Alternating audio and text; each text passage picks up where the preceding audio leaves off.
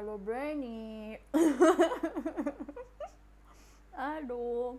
His stream didn't start. He's in the bathroom right now. His stream didn't start. He clicked on start streaming, right? But it didn't work. It didn't work. His stream didn't start, and I was like, what the fuck is happening with this OBS? So I stopped stream and then start stream again, and it worked. It worked. I was so confused. Yeah, me too. Because I saw you were streaming, it was recording, but it was not connected. Hi. Hope you guys are well. And thank you, Brainy, for the 4 months. No, 4 to 5 months. Why does it say entered 4? Because you had where? Where? Ogum, Manu, Fi.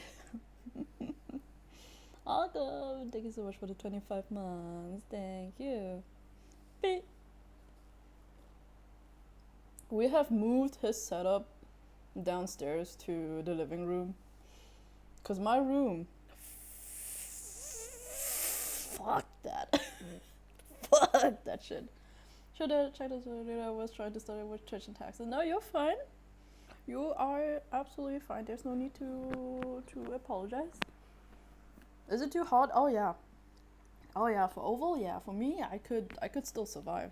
But for me, no. For oval, no. Hi, Blue Roses. Hello. What the fuck, Cookie? Rude. Rude. He's coming down. He's coming downstairs. Has the bathroom dweller read his staff chat? Probably not. I don't know. Ask him. I could ask him. I wish for you to have the best AC. We have a fan. We have 2 fans.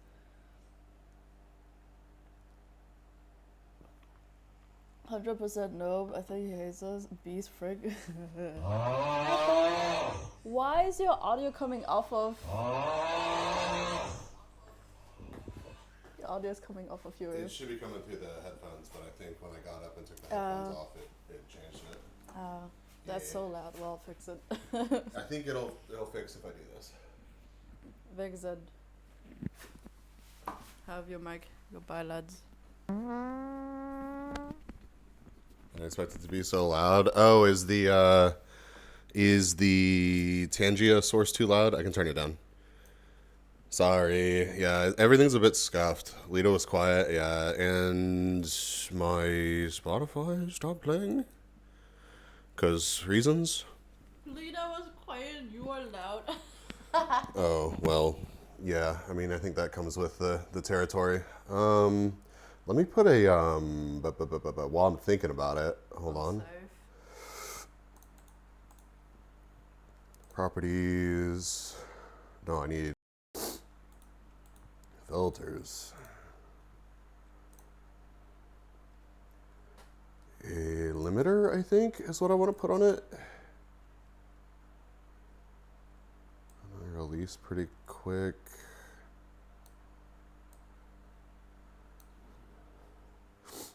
Hold on. Default. Filter. Oh yeah, no problem, dude. I'm appreciative that people enjoyed the FaceCon tweeting. Good to see, man.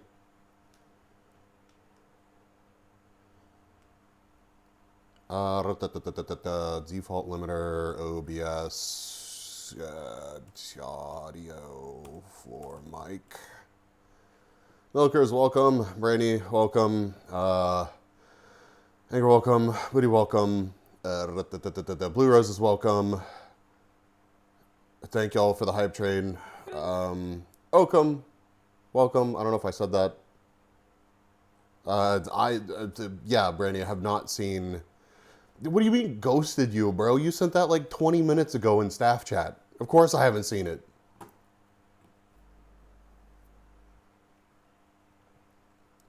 I've been scrambling to get 20 minutes is a lot. 20 minutes is not a lot whenever you're trying to get your entire streaming setup moved from upstairs to downstairs onto the kitchen table because your living room, dining room, whatever table, because you're gonna die upstairs.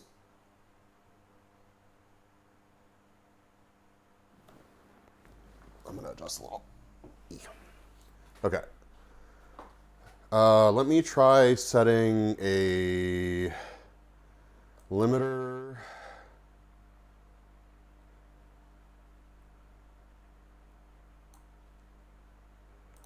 Okay, let's see if that does anything. Hopefully I don't like blow you guys' eardrums out again at any point. Harley Quinn, good to see you. 20 minutes is 10x longer than average. Listen, Fuzzy, welcome. Good to see you. Polka Dog, welcome. I have so many pictures. I have so many things. I do want to remove something. This is more of a, yeah, no, it's totally a fair thing. Is that on, I'm assuming on Twitch side, yeah? It's viewer rewards, emotes. We'll do it live, man, as per usual.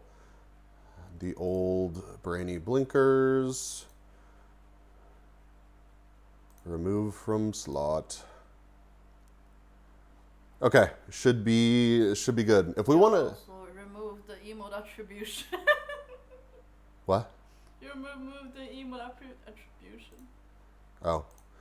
If we want to add your new blinkers onto my channel, I'm totally fine with that, Brainy.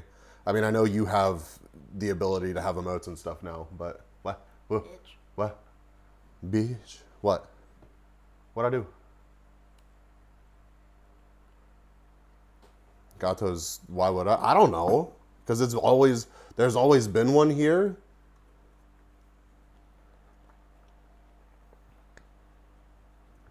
That's a good question, Anger. I feel like it would kind of have to be.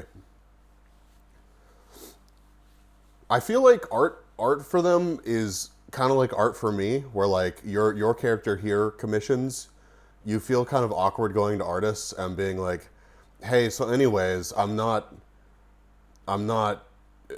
humanoid or I don't fit to conventional character norms, but I would like a YCH commission. Hi.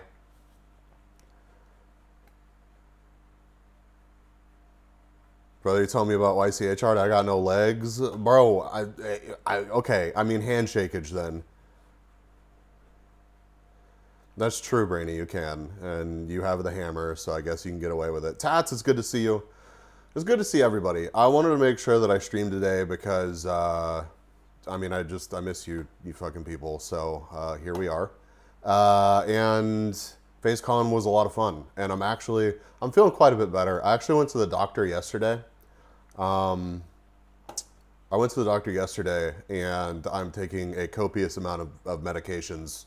They sent me, or they called in like 7 different things for me, including this like wand that I have to stick down my throat. I'm not even kidding, by the way. It's actually a thing. So.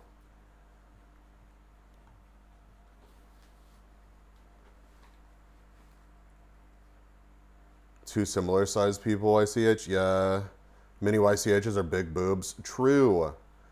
Hello, artist. I would like to commission myself as just the boobs in your YCH art. Was it better or worse than my wand? This one's... I'm about to say it's worse. Although, the numbing effects are nice. Brandy, did you like the edit that I made for the tweet for going live today? I slaved over that in Canva for a good 10 minutes, okay?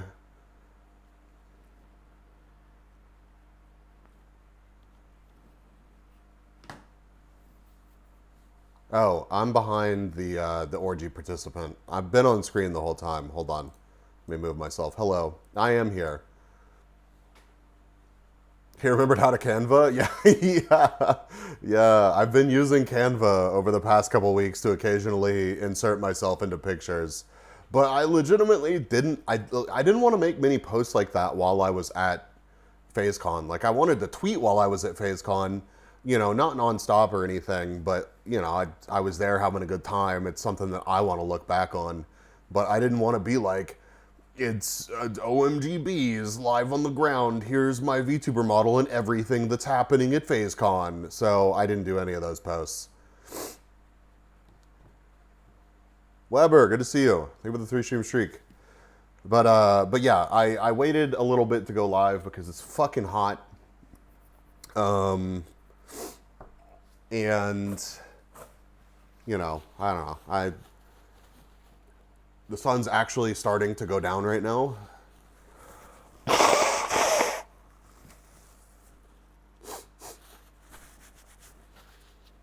And I can halfway breathe. So, chat, how are you guys?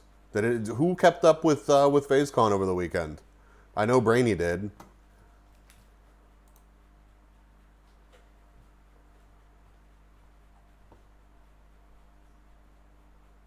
On top of your con sickness, you got even more con sickness? Well, not really that. It's just that I had con sickness, and then I was like, you know what's a good idea? Let's fly 11 hours back to America to go to a convention, and then drink every night that I was there, and some of the days that I was there.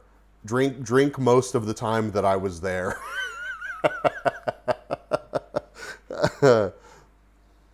I watched Sakuna nearly drink from feet when it got shut down. That was the highlight. That was wild. Sakuna almost showed full face on stream. Flying sick must suck. Bro, I took an amount of medication that was totally in the recommended dosage allotments for Dayquil and NyQuil and stuff while on airplanes. I mean, luckily it's not like I've been running a fever or anything, but like sinus infections are the worst. His finger was covering the knot. I didn't actually see that. That was so fucking funny though. Like I literally was, I was hanging out with one of the foot juice perpetrators, and I get back to the hotel room and I start looking at my Discord server and stuff, and I'm like, oh.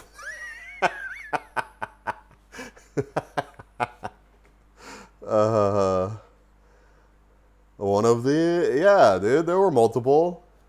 Like, I wasn't live at the foot juice incident, okay? I don't know when that went down, but I think I might have been meeting Pippa. But Toby spent like the entire night dodging Sakuna, which was really funny. I don't think Sakuna would have cared at all, but I ended up hanging out with Fluid and Toby and some people that evening, and she was just like adamant that we not run into Sakuna. She was like, he hates me. I'm gonna be in trouble. He's gonna tell me to leave. I'm like, I don't think that any of those are true. It's not like I really know the man, but you know, I don't think that I just don't see him telling you to leave. All right, let me get rid of the starting soon.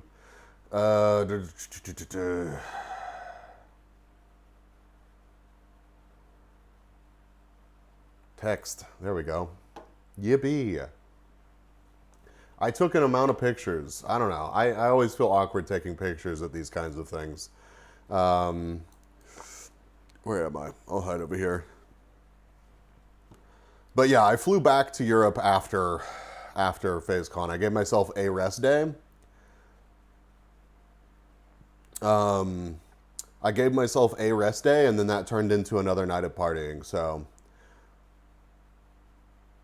that's fine. Anyways, we doing a video tonight at the end of stream? Which one? Bees need a rest month? I mean, you're probably not wrong, but who has time for that? Bees can't return home unless my sauna is built, apparently. How's the progress on the shop going? Has anything else happened?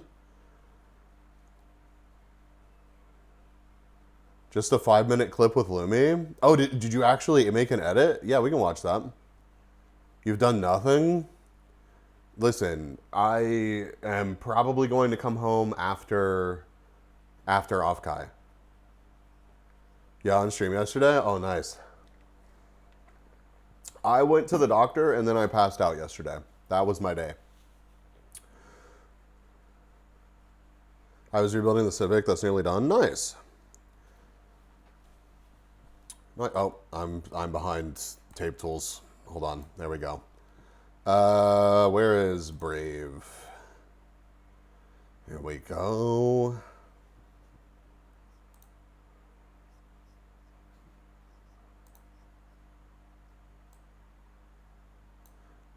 Pretty quick, just a funny video. Nice. Where's the propellers? I think in the next picture, actually. I think there actually are propellers in the picture after this picture. I had to get up at 4 o'clock in the morning. Is that when we got up? Yeah. Yeah. 4 o'clock in the morning to fly to Murica. What, in the jet engine? Yeah. So I mean, this was I flew from Luxembourg to Amsterdam, and then from Amsterdam to San Francisco. Matt, it was good to see you, dude. Where's tape tools at? Let me move the thing. I don't have it open. Tape tools.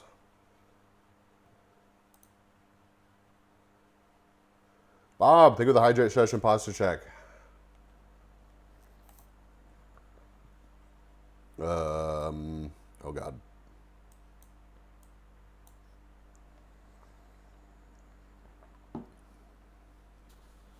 Thank you for the lemonade, by the way. It's really good. Oh, you're welcome. Matt. Yeah, propellers, see? Yeah, this is, I don't know, it was pretty freaking early. I'd never been to the Luxembourg airport before. No. So, yeah, I had to get up at 4 to make a, like, 6-something a.m. flight.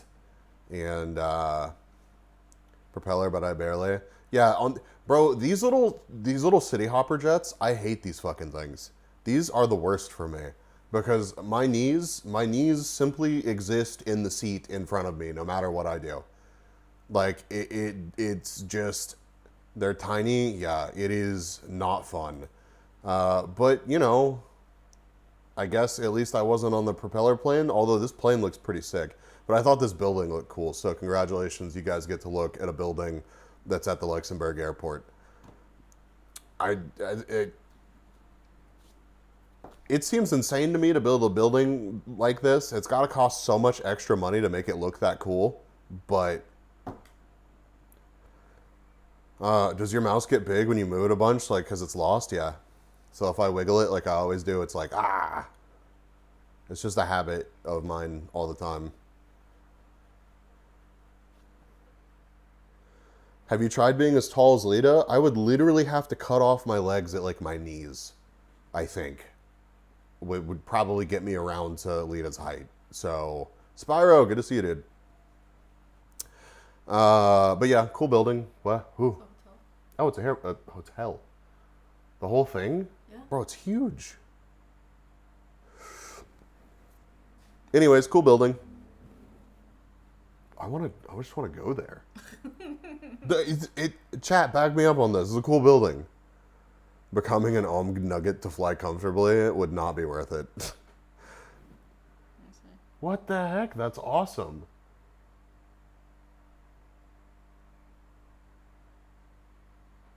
You should DM me that link. It's just a Moxie hotel. Yeah, but like listen, that's a cool building. It looks like platforming events in Genshin, right? I have the option to locate the mouse by pressing the control button. I never take advantage of that on Windows computers, so. Moon, welcome. But yeah, I walked out of the airport and I saw the propeller plane and I was like, oh God, this is the way I'm starting my day. and then they shuffled us towards the actual jet. So they do spend a lot of money on airports. Is the first thing you see when coming into a country. I guess that makes sense. That makes sense.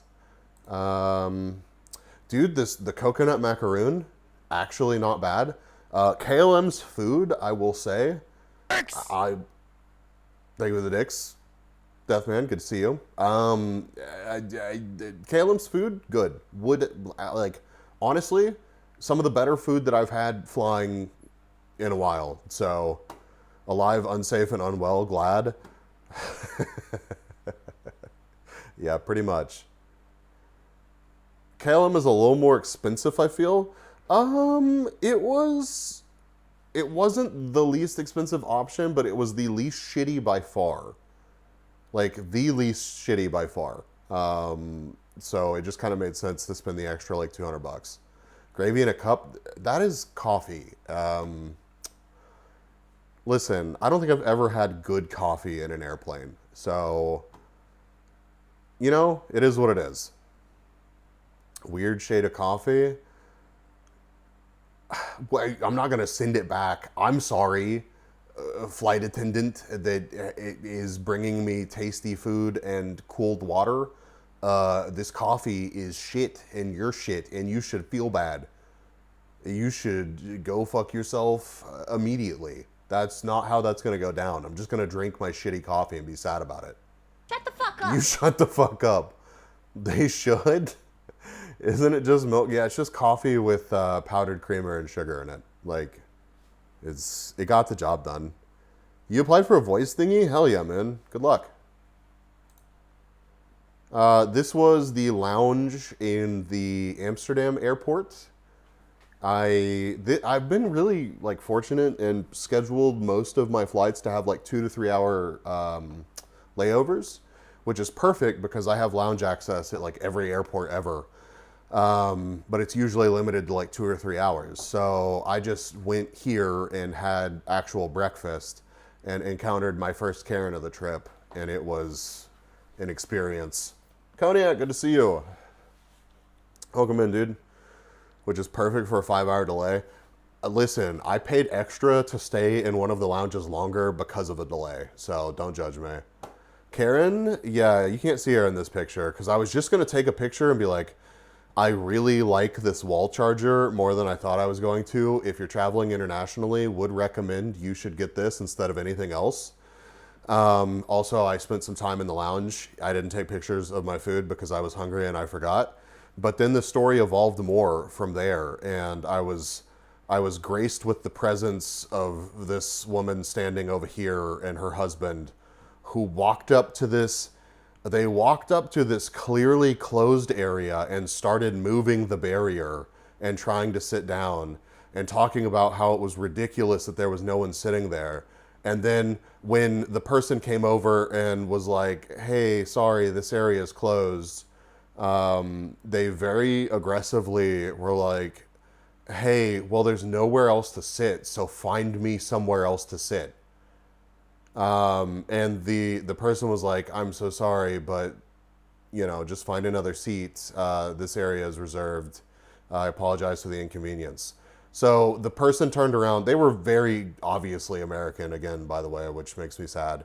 Listen, I don't like to just, like, I do. We're not going to get political here. I got a lot of things to say about a lot of things that my country does, but I do love my country.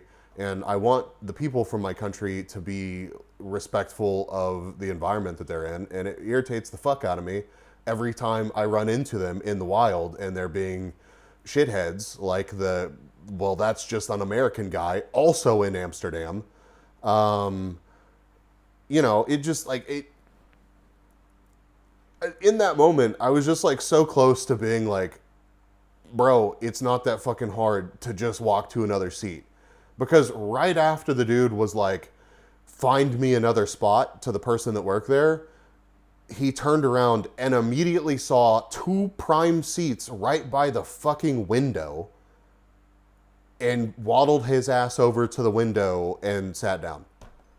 Like, did not say anything else to the person that he was just rude to He literally just walked from right here, right through here, over to this window, and they had a nice breakfast that they didn't deserve to have. So, he's faking an accent during American Meltdown, this bitch. Yeah. It's okay. The UK people visiting for the World Cup show that they are even worse than Americans when it comes to complaining. Bro, people, there are shitty people from everywhere. There are shitty people from everywhere. It just makes me sad whenever I see it be from my own country. You know what I mean? Shaber, welcome. Yeah, football hooligans seem to be like the worst kind of person, honestly. So, anyways, this lounge was kind of dirty. Not gonna lie, had decent enough food. Got to shake my head disapprovingly at some rude people and take a picture of the dirty wall. It's honestly, I think this was the least gross looking picture that I could find of this wall, and there's a stain here and crumbs and shit, and it is crusty. And yep, Frey, welcome.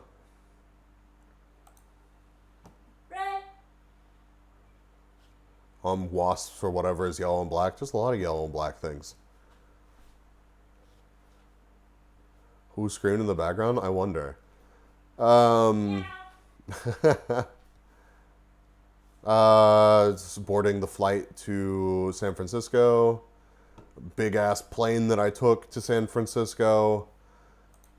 And I sat down on the plane and could not fucking believe it because there were a ton of empty seats and I had an entire row empty next to me.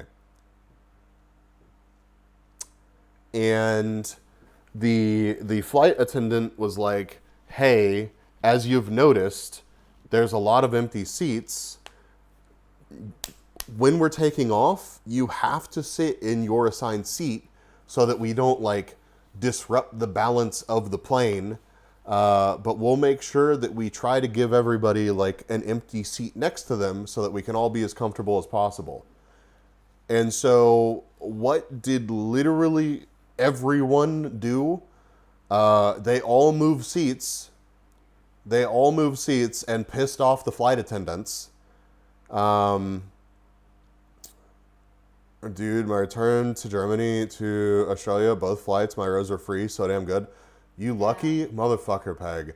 Because, spoilers for the later in the stream, my flight back to Europe was one of the worst flights I've ever been on in my entire life, and I wanted to jump out of the plane. In Minecraft. In Minecraft, yes. So anyways, everybody fucking moved around. I didn't, obviously. I sat in my assigned seat and just like stared down anybody that like walked up and acted like they wanted to sit in the seat next to the window. So nobody actually walked up to me and tried to sit in the seat that they weren't assigned. But the flight attendants had to go around to people and be like this dude over here, that was not his assigned seat. It wasn't this dude's assigned seat either. And the flight attendant had to walk over and be like, hello, do you speak English? And when they were like, yes, the flight attendant was like, so you understood when I said you needed to be in your assigned seat. Go back to your assigned seat. They had to do that to like 5 or 6 different people. It was really bad. It was really, really bad. Plain person, please keep us safe. Everyone else, no, right? Everybody else, I would like to keep all of the room for myself. Embarrassing, yeah. Meanwhile, I'm just going to put my legs up. I waited to do this until we took off, and I would have let them, obviously, of course, I'm not going to be like, no, fuck you, this is my plane, you can't sit somebody in the window seat. But I was just chilling, and because I didn't piss off the flight attendants, they had specifically been like, no one gets an aisle, but then they didn't sit anybody next to me. And I think that most of that was because I was not a piece of shit. Basically, I was you lounging my 6-hour and 13-hour flights so good. Yeah, still like not the most comfortable thing ever, but I will say, even having an extra seat next to me makes a flight about 1,000 times more tolerable. So honestly, just being nice is all you need to do. It helps in so many situations, like so many. So I got like, I don't know, 45 minutes, an hour of sleep on the way over, which I never sleep on airplanes.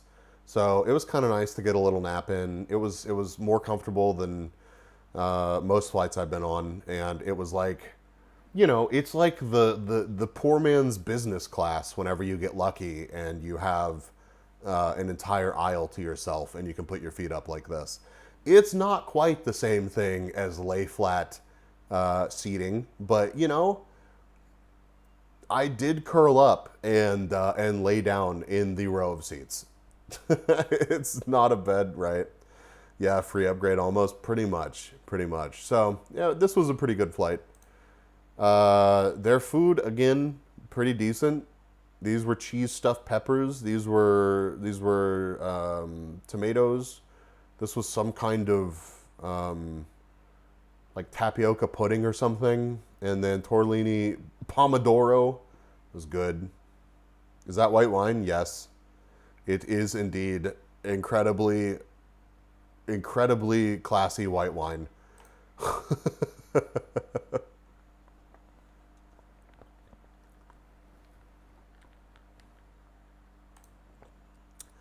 We flew over some stuff in the north that was in the middle of nowhere. I thought it was cool. Not bad. Qatar Airways has not bad plane foods. I've never flown with them, but I've heard the same. I've heard that is pretty good.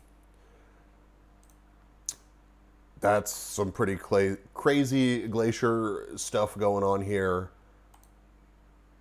Random pictures. Oh, that's pretty. Yeah. And then I got a pizza.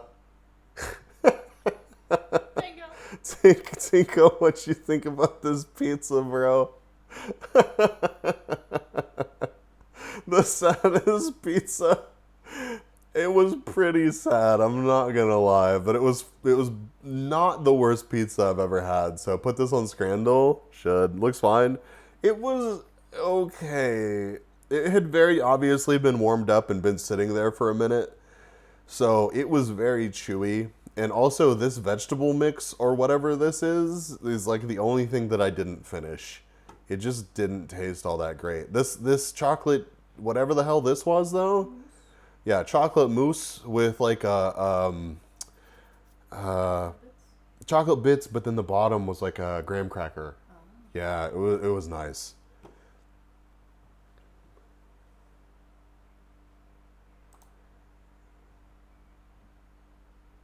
At least it was probably warm. It was warm, yeah. It was. This was flying over Washington, I think, and Oregon. Yeah. I took a picture of this because I've been to Bend and Redmond and stuff before. I really like this part of the country. Like, I really want to go back to the Pacific Northwest. I've got a friend that lives up here, so I was going to send them a picture of me flying over their place. So I didn't get too many flight pics because most of my flights were when it was dark.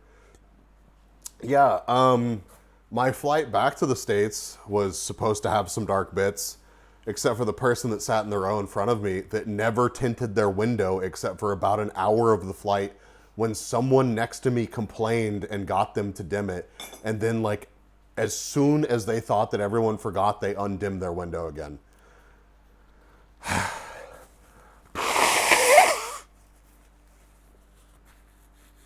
It was great. I love that flight so much. It's wonderful.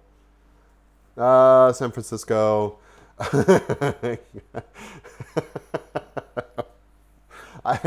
just thought that this was a very warm welcome to San Francisco. It's a great thing to see when you get back to the States and land, and the first thing is like, health alert, Ebola.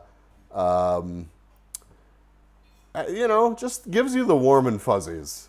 Gives you the warm and fuzzies for sure.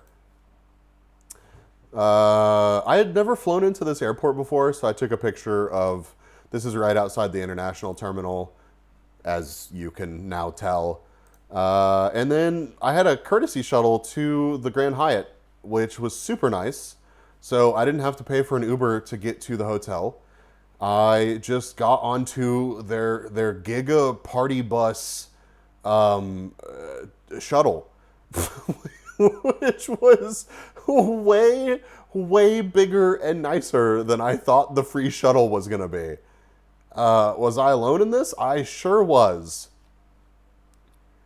I sure was. It was literally just me. Smaller than a Forester? Fuck you, dude. A Forester could literally fit in this compartment that I'm in, and there would be... Dude, 2 Foresters could fit in this fucking space, man.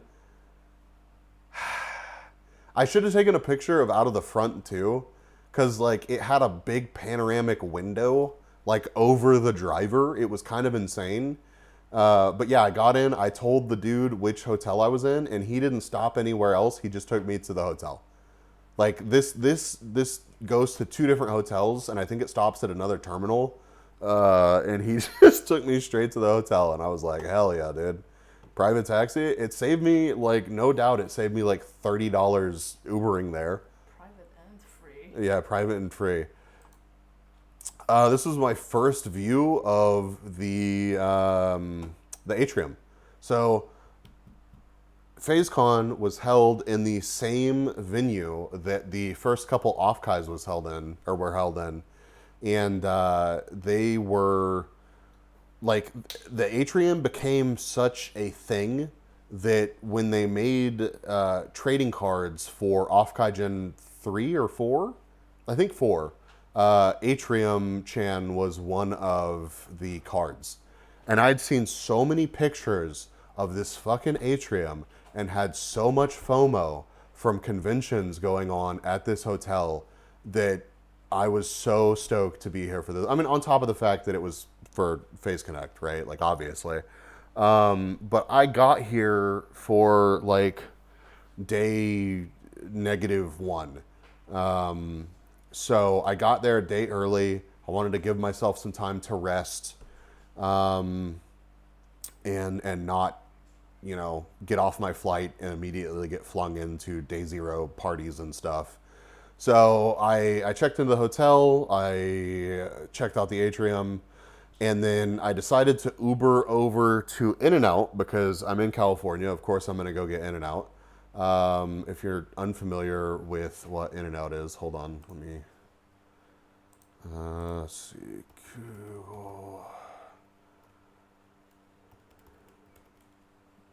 Fast food, it is, but it's like,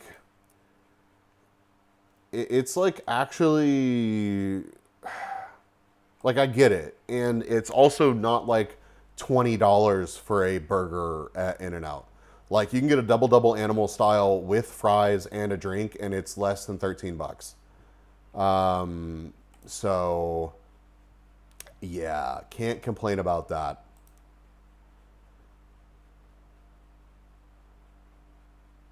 I really wanted to go, but felt like crap that weekend. Well, hopefully next time. I've heard that it's going to be a every couple year kind of convention. I don't know if that's true or not. That's just a rumor I've heard.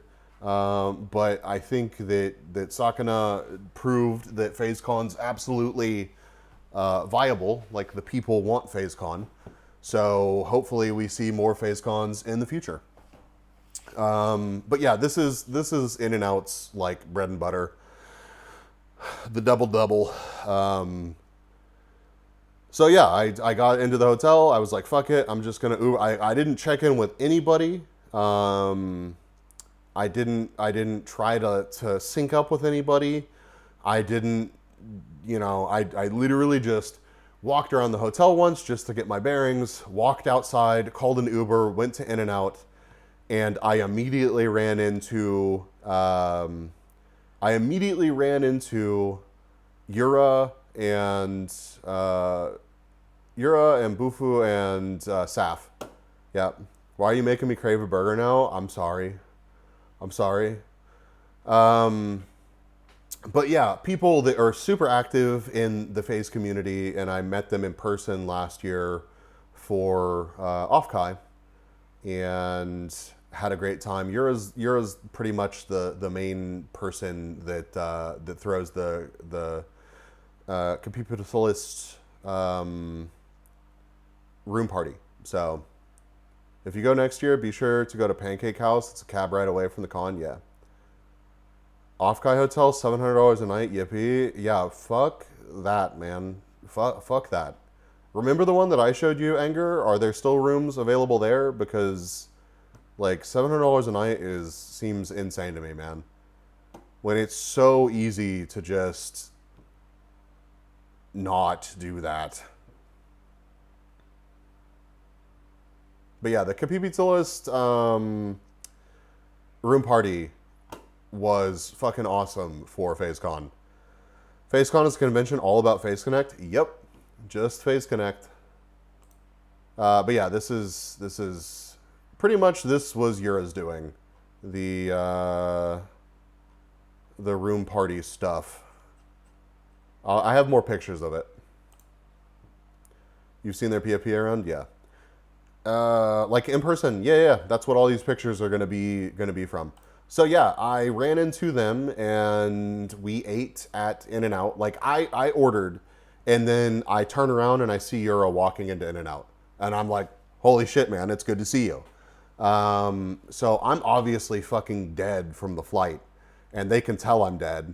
And they were out running errands and doing like party prep and stuff. So I was like, well, I mean, fuck it. I'll tag along for you guys for like the first couple stops of your errands.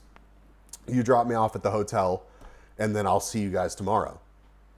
So that's what we did. And we went and picked up a bunch of art that they had printed out because the room party was themed this year. And the theme was Pippa's brown. Listen, you know, there are just some facts in life, and one of them is that Pippa is brown. So, yeah, it is what it is. We picked up some art that they had printed out for the room party, and then we went to the liquor store, and then we bought like $800 worth of alcohol. There were two carts, top and bottom of the carts, full of tequila and rum and vodka and coffee liqueur and some other stuff too, dude. Casual Friday night. This was not even the only run that they made to buy supplies for the parties. Evening gone by 10. Yeah, it was crazy because at Off-Kai last year, apparently every night they were having to run out and get like more alcohol and supplies. So Yura was like, fuck that. We are gonna buy more than we need. And mission fucking accomplished. Yeah. The person helping us at the liquor store was like, you guys throwing a party? And like the old white man in me wanted to be like, no, we couldn't possibly be throwing a party. Oh God. And then I passed Highly I Love You. I passed the room boob on the way back to my room. Yeah, we took all the supplies back to the hotel. I said goodbye to them, and I went back to my room and crashed.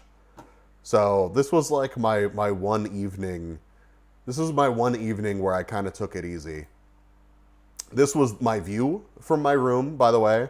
So I was on the second floor looking in at the atrium. It was actually super nice. Mac had not made it yet. So I actually roomed with Mac at the convention. But I got there a day early, so I checked in, and then I told them like, hey, I've got a buddy who made the reservations for like the next couple nights. So like, can I just stay in this room? Can we work that out? And the hotel staff, dude, they were on it. Did Mac miss out on day -1? Yes, but Mac was there for day 0. So like, The hotel staff, fantastic. This was the room card that I got. I got Anya.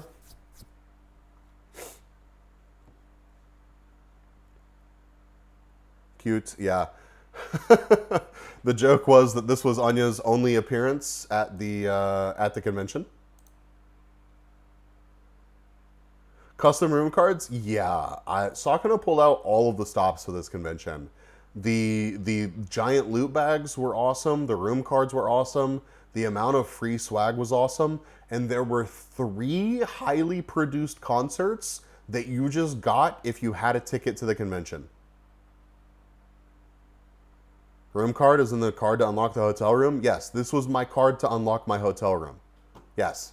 And it wasn't like this was the only one. There was one for like all of the different talents, like literally all of them. It was insane. I don't think it was quite all of them, but a lot of them. There was also one that was a big group picture. So that was cool. Anyways, I woke up the next morning. I DoorDashed myself some breakfast because the breakfast in the hotel was pretty much as DoorDashing some breakfast. So I got this actually really tasty breakfast sandwich. Was really happy with that decision. Then this hotel really went all out. No, it's not the hotel shaper. It's Phase Connect. Phase Connect went all out because those key cards cost money, and you have to coordinate with the hotel obviously to be like, hey, we're gonna use custom key cards. So, all right, what's the tweet, Brainy?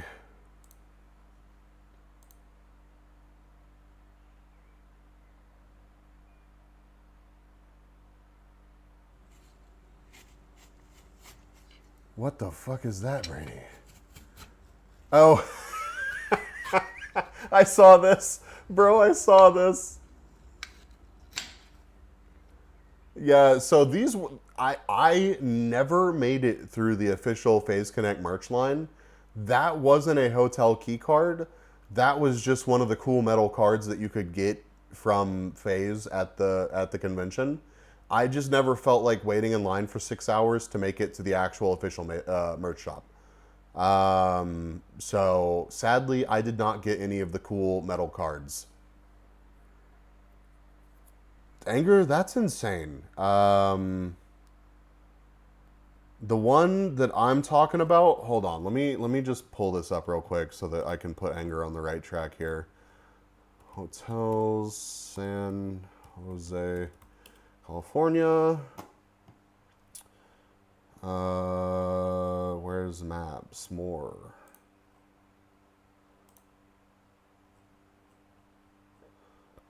Okay, where is... That's Hilton. That's 4 points. I'm looking over, like, over here. Okay, let me just take me to maps, bro. What the fuck? San Jose, California. I really thought that was the room card. That would have been sick. The con center itself may be worth the extra cost. Let's see.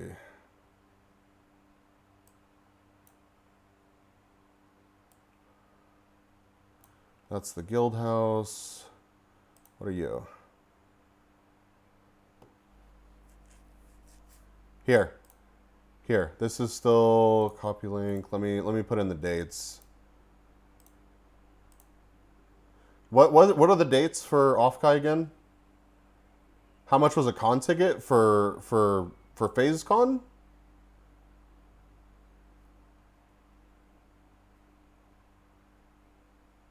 I think mine was about $200.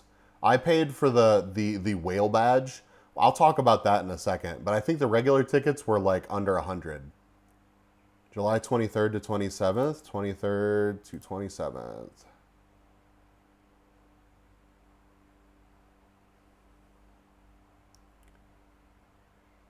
Yeah, I think this one may be booked out. We may want to give them a call to see if we can find something. But this is the one that I recommended. I'll link it to you again. copy. Where's Discord at? If we can like get in touch with them and maybe see if like someone cancels or something, like they're under a couple. They're less than $200 a night, and like legit was fantastic. But yeah, how much? Let me see if I can find that. How much are tickets? Okay, so single day was 45 or $40 before May 1st. Weekend was 75 or 70 before May 1st. And the Phase Community Badge, which came with a couple extra perks, supposedly, was $100. And the Phase Citizen Badge was $200. And I got a fancy commemorative... Actually, everybody got the commemorative pen. What did I get? Oh yeah, I got access to the snack bar, and I got bonus raffle tickets for meet and greets, which was actually fantastic. I got super lucky with my meet and greet stuff, and was very, very happy that I ended up with the meet and greets that I did. So yeah, $200. Apparently, Sakana did not think, and this is just what I heard allegedly. Sakana didn't know how. I'm going to be careful about how I word this. Didn't know how successful the $200 tickets would be. But from what I heard, the $200 tickets were the most sold ticket, the most sold ticket at the convention. So the whale badge just turned out to be the normal badge, and they ended up cutting off the citizen badges, but pretty late. And most people, if they couldn't get the citizen badge, they got the community badge. So a good snack bar does something to a motherfucker. It honestly wasn't a bad snack bar. Like, I think that the logistics of the snack bar started to become daunting whenever they realized that they were going to have 1,500 plus attendees for their first convention. I heard that it was over 1,600 people. I've heard from 1,600 to 1,800. So yeah, they certainly knocked it out of the park attendance wise. But yeah, they would raid that bar so quick. Yep. So I think they had to like call an audible on how they stocked the snack bar, but it was good. Anyways, I DoorDashed this. I went down to the counter at the hotel. I explained to him, hey, my buddy's going to be here in a little while. Is there any way that, he can just check in and we'll be good to go? So they were like, yeah, we'll just give you a 3 p.m. checkout. And when he gets here, we'll check him into the room. And I was like, okay, cool. When he gets here, I'll just, I'll come down and we'll get it figured out. No, dude, they actually like put a note on the room and like his reservation and locked his reservation to my room. And I almost missed him showing up to the hotel. Like I was getting ready for the day or something. I forget exactly what I was doing, but I heard the door open and then nobody came in. So I walked out into the hallway and was like, oh, Mac, what's up, dude? And he had opened the door, and like at the desk, they didn't communicate to him like, oh yeah, your friend is already in the room.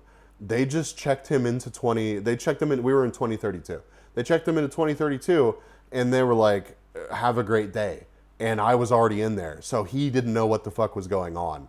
So the hotel staff, they were on it, and it was good. I went to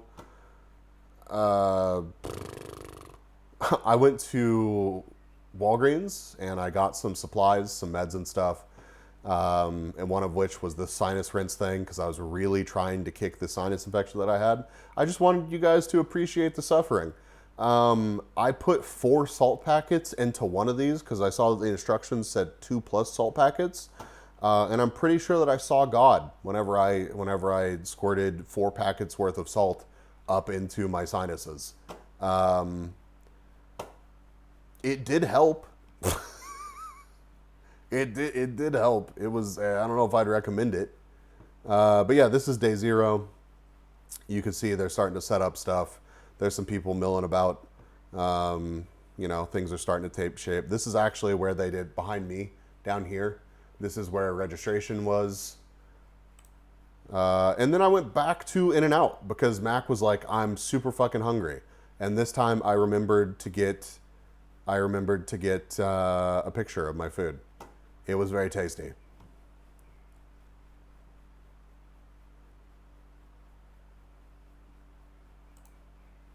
I also ordered some extra shirts off of Amazon.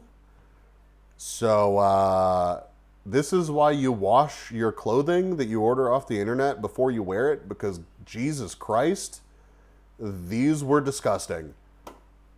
It was really, I had to wash these fucking things in the sink like half a dozen times. It was kind of gross. Yeah, I was still doing sink laundry. That's my shirt. It's my sink. Yeah, it's 3 shirts in my sink. I thought it was something shrunk wrap. No, it's dirty shirts in sink water. More setup stuff happening. And this Mac and I went down to get in line for registration, and there was somebody driving around this Pippa Atasha Miata. You could have sold it. That was later in the convention, whenever they sold cosplayer foot juice in the atrium. This was the line for registration. It became immediately obvious that there were a shitload of people here. It went back and forth several times. They had all these banners up from the Road to FazeCon stuff, and Mac found his signature on here. Mine was on the banner that's up here. It's just really cool. Met some people in line. Good time. All of the rooms had like little display banners, like electronic screens out in front of them. The first one I saw was the Phase Music one. It was really cool. I took 2 pictures of it and used this picture because the first picture was literally just a reflection of Mac's face.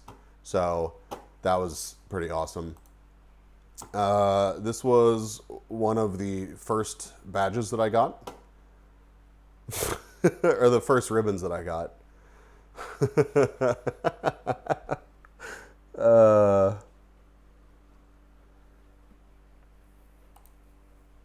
That is my citizen badge. I actually traded this badge for one that had Cleo and Sleepy and Mari on it. Mari on it.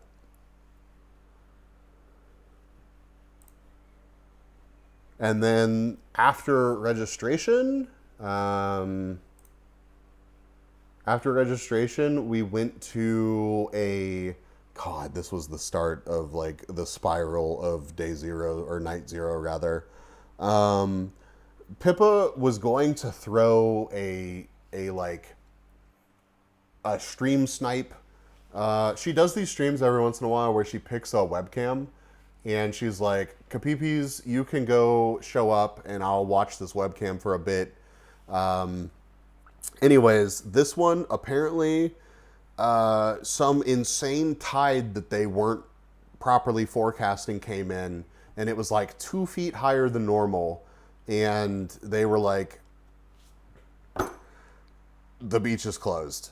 So she was like, fuck it, everybody don't go to the beach, just go to where we're going to do karaoke afterwards. And the Capitalist Trade Guild, which is this really cool community run merch group who actually had a booth at the convention in the merch hall. They had reached out to this is after she changed a bar site. Okay, well, that was, listen, they were going to do it at a cafe on a pier, and then a storm came through and literally knocked the pier over, and they had to demolish the cafe. So they had to, like, semi-last minute, it was like a month out, they had to pivot, and they ended up landing on a little brew pub that was in this cool little coastal town area.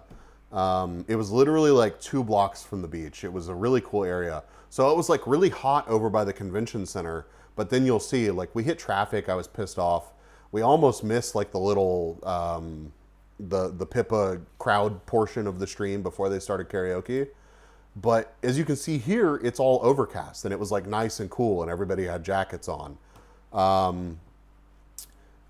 They told this brew pub there were going to be about 50 people there. I don't know how many there were, but there were more people that showed up after I took this picture. So there ended up being a minivan parked out here along the road, and they streamed onto all the screens in the minivan the karaoke stream that was going on inside. So I don't know, there were a couple hundred people at this place. The con was incredible. Good to see you, dude. Yeah, I peeked in a couple times. I have a picture of it. This is the part of the night that Tinko found me on the stream. So I like worked my way up and I said hello to Pippa, but like I got a Pippa meet and greet spot, so I didn't want to take up a bunch of time during this like public thing that was happening. So I just said hi and bye. But oh yeah, there was somebody giving away free ice cream, so I got a cone bar and it was delicious. Also, I met Doodle randomly in the parking lot. I don't know if I can pull up Doodle's Twitter.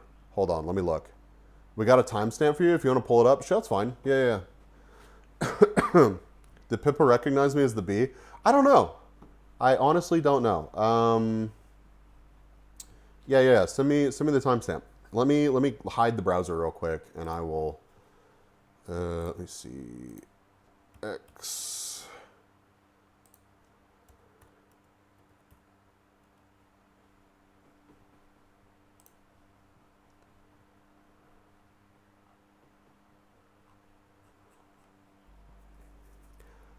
Yeah, so I didn't realize who Doodle was, but I randomly met Doodle in the parking lot of this brew pub, and apparently they've done like some animation for Saba and all sorts of crazy stuff. Like I had definitely seen their work before. The vid quality was like 14p, not even 144p. Yeah, that's fine. So that was cool. Got to meet an artist that I've seen their work before. Loud lol. Okay, well I'll try not to blow your eardrums out, but no promises. We're gonna do something for you. Oh, okay, hell yeah! Oh, I gotta check a message here. Wait, I'm sorry. I don't know if she got any of that. Bye, Pippa. Bye, Pippa. Oh, okay, goodbye. I mean, I'll see you at the meet and greet. And there's like 8 billion people here. So. Oh. I see. I did a little bit more than that. I feel she can bad. sort of say. I don't think I'll be able to say hello to everybody. No, you couldn't. We have 2 minutes before the karaoke segment. Are you guys ready to hear some karaoke? Also, the locals had no idea what to make of this situation. They had literally no idea. They kept wandering up and being like, hey guys, what's going on? And like one of them was like, y'all are very patriotic, because there was a Canadian flag that I forget who was on it. There was an American flag that had Pippa on it. There were a bunch of like phase talents on random flags. And there was also a charger that had, I don't know, I can't remember who the talent was that was on it, but let's see, who was it? Can I tell from here? Anyways, there was a charger that was Atosh it out that was parked out near the street, and people were just like, oh, and not to mention that it had yet another Shippa flag on it. Oh, it was Dizzy. It was Dizzy on the Canadian flag. Yeah, you can see Dizzy over there. When a random mob of anime fans rolls up, I would also be scared. Yeah. Yeah, so I ate my ice cream. I said hello to Pippa. I saw a really awesome Sad Bee cosplay. This was super cool.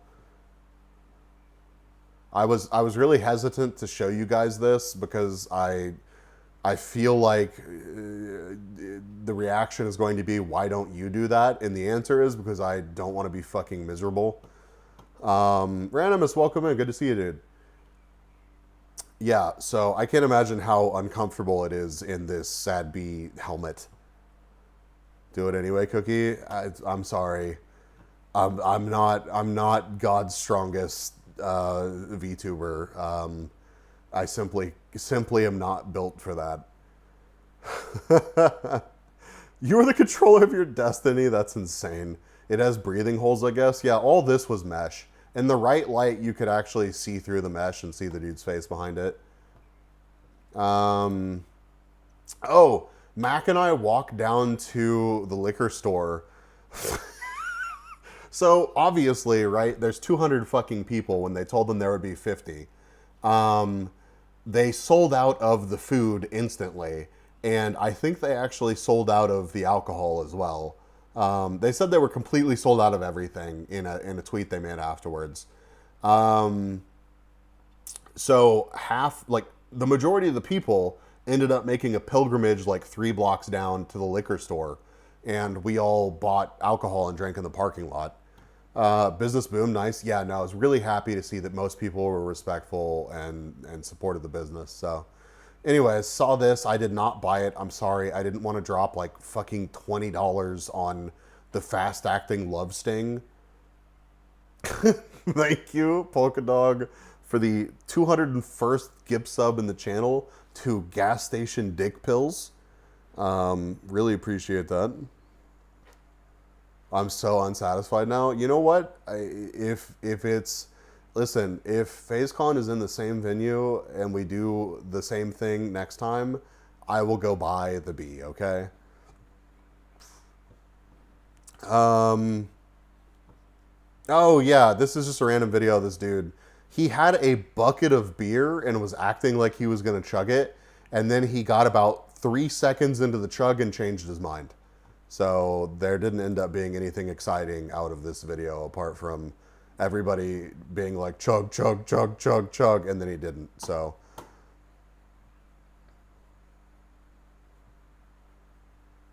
I think they're not localized. This is somebody else. I mean, probably not. You know what? Next time I see the bee, I'll buy one. I peeked inside while Tenma was doing some karaoke. My glasses instantly fogged up, and it was disgustingly cramped and hot in here. It was ridiculous. Also, what you can't really see here is the Capitalist Trade Guild had a little merch booth set up where people that had pre-ordered merch could pick up their happies and stuff from this like event. It was a lot. Be blinded, mayday, mayday, yeah. There was a guy walking around giving Pippa cosplayers this badge, the Walmart Pecora badge. I thought that was pretty amazing. This guy was cosplaying, oh God, why can't I fucking remember what they call him? Oh my God, my brain is just going blank. Popakin. Yeah, he was cosplaying Popakin. Jesus Christ, why couldn't I remember that? This guy was cosplaying Popakin. I didn't grab a picture of his cosplay. I'm sure that we could find it though. But yeah, he got gifted this Walmart Pecora badge. It was pretty cool. This was like the only shitty thing that I saw that night. Some asshole threw the soap into the urinal. So that was really fucking annoying. But the vibes were so good. Like, you know, it's the kind of thing that's like, you know, do I tweet about it and tell people to like quit being shitheads? But everybody was generally being super respectful and awesome. So really sad to see like one shithead event out of the evening, but it's just a bottle of soap anyways, so not the end of the world.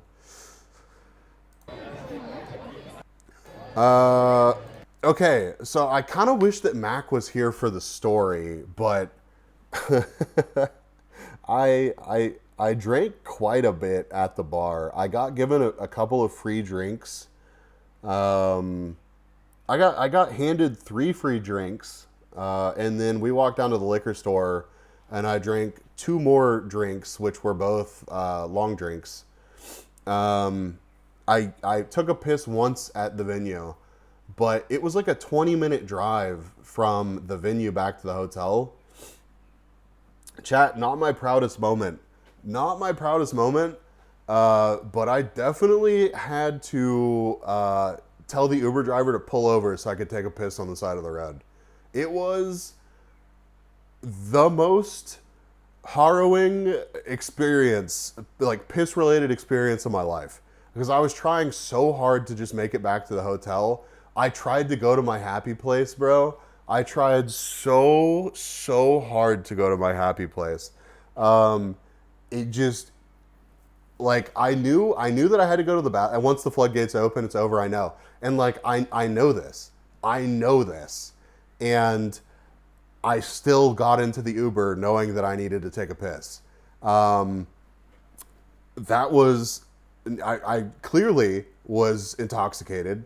But yeah, it was just, it got worse and worse and worse. And like we went down like into like from kind of up on, you know, a higher elevation area, like down through these windy canyon roads to get down to the shore that this thing was on. So like it was a very windy road to get back to the hotel. And like the minutes ticked by and I was just dying and dying. Like it was getting more and more intense. I was like, and with this piss story, I need to head to bed, rest well, booty. I don't think I've ever felt that uncomfortable because I've needed to piss before in my entire life. I thought I was going to be able to hold on and make it. But then I got to a point where I realized, like, even if I make it to the hotel, I'm going to get out and then be like, okay, what the fuck do I do? So I was like, to the Uber driver, I was just like, hey, I'm really fucking sorry, man. I will give you the biggest tip ever. Just pull over so I can take a piss because I don't want to piss in your car. And I would encourage anyone in the same situation, just tell your Uber driver. Like if you're gonna puke, tell your Uber driver. If you have to go to the bathroom, tell your Uber driver. Because he was just like, I wish you just told me sooner. I would have just, we would have gone anywhere. Like it would have been totally fine. And I was like, I'm sorry I didn't tell you. I thought we were gonna be able to make it. You opened your water bottle and took a big old swig of water. And that was the straw that broke the camel's back, man. I lost the battle in that moment, almost, because I didn't piss myself in the back of the Uber. But like, he deadass had to cut across like 3 lanes of traffic. We were like a mile from the hotel. We almost made it back. But like the last thing I wanted to do was like get out of the Uber and be like, all right, well, I guess I'm gonna piss my pants. So, while still not my proudest moment, I guess it was like the bigger crisis was averted. And I just wanted to share that beautiful moment with everybody. It was a mistake I will never make again. I would have to be blackout drunk, in order for me to make that mistake again. I will literally, the next time, I will miss the Uber. I don't care. It could be $100 Uber. It could be like an Uber Black VIP Giga, I paid for the most expensive Uber. And I'm still going to be like, hey bro, sorry, but you're either going to wait like a couple minutes while I go back inside and take a piss, or I'm not getting in that car, man. Because it was so busy. I didn't want to fight my way through this again. Like you had to go all the way through here and then like back through this hallway and then into the bathroom. And it was hot and like it was just a lot. It was a lot and I was ready to go. Thank you for the ride. Peace. Oh, dude, it's almost how that played out. Yeah, I left him a tip that was literally like 3 times the price of the ride. Because he was such a bro. He was such a bro and was just like, okay, and whips it across traffic, gets on the shoulder, and is like, do what you gotta do. And I was like, thank you for not arguing. Thank you. Thank you so much for not being like, no, but like, we're almost there. He just heard gonna piss. Yeah, he heard gonna piss in the back of your car, and he was like, not today, motherfucker, and got me to where I needed to be. And that was the beginning of the night. That was the beginning of the night. Gonna piss. It comes from bar. I got this. Hey, I'm sure it's not his first rodeo, man. Like, genuinely, I'm sure he's had much worse happen than somebody drunkenly be like, brother, pull over. So, crisis averted there, but got back to the hotel. Chat, guess how long? This was like a, what's the name of that venue? Top Golf. This was like a little mini Top Golf advertisement, because there was a Top Golf location that was like pretty close to the hotel. So in the atrium, there was like this little Top Golf teaser, and there was a bag of clubs, and you could shoot golf balls in the atrium of the hotel. Of course, the VTuber fans immediately just put the stream up on the computer that was connected to all of this. But guess how long after this incident right here, the golf club stayed accessible to the people at the hotel?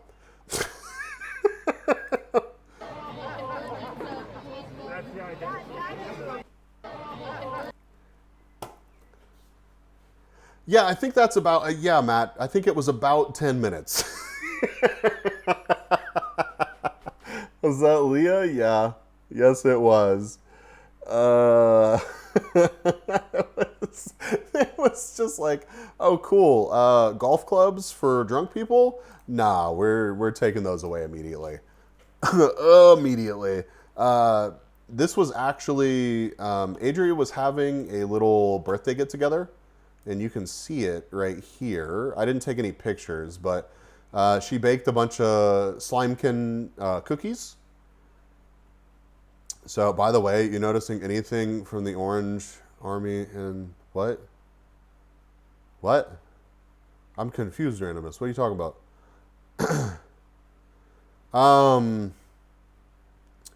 But yeah, I saw the Adria. The Adria is a phase, not just phase cosplay, but a cosplayer, somebody active in the phase community as well. Let me pull up their Twitter really quick, actually. Who I've interacted with on Twitter before, but I'd never actually met. In fact, I actually DM'd them at WeebCon and was like, hey, I would really like to use your hotel pass to park the Escalade in the parking. And they just didn't see it because Twitter DMs are the worst. For like a month and a half or something. But DM me after the fact and we're like, I'm so sorry, I didn't even see it at all.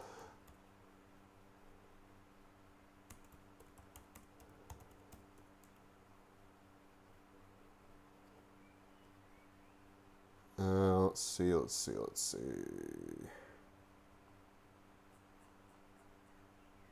People.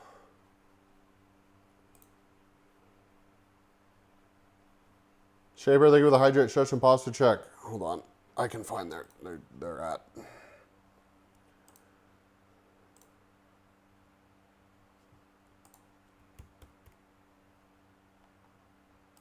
Here we go. Here we go. Found it.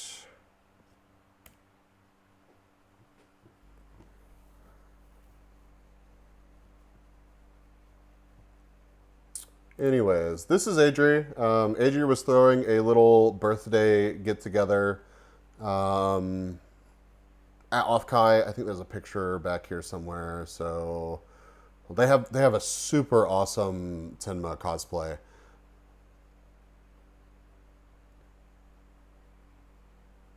Yeah, this was it. So I showed up and received more alcohol. I was immediately doing shots at their birthday get together in the atrium, and was just like, all right, well, I guess this is how the evening is going. And Mac was also just like, okay, I don't know if Mac had ever heard of Adri before, but Mac was just like, here's cake and alcohol. Fuck yeah, let's go. So Mac was a trooper about it. This was the atrium in all its glory for day 0, by the way. This was not even day 1. This was day 0 of the convention. Everybody was up here trading the swag that you got in the swag bags. There were little portraits, there were little stickers.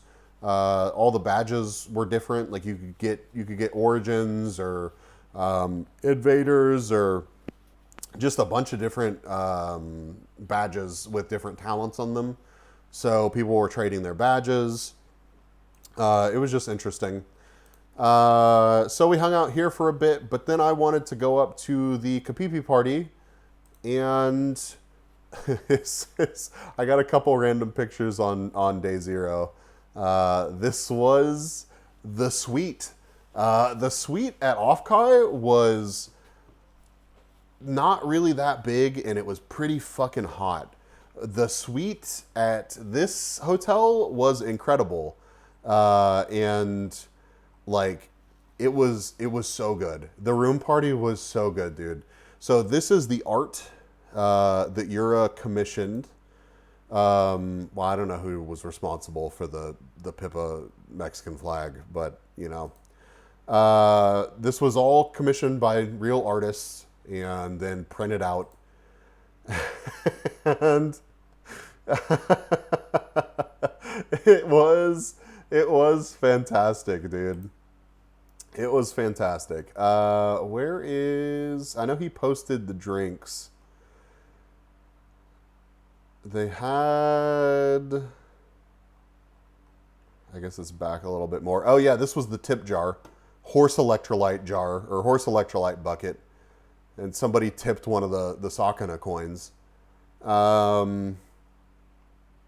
Let's see. I had it pulled up earlier, and of course I closed it. Yeah, this was the bar area.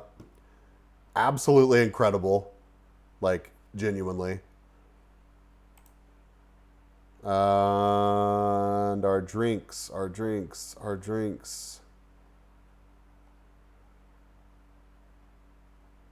Yeah, he posted, like, this was all public knowledge, right? Like, the original hours were supposed to be until 2 a.m. This got cut on night 0 to midnight every night.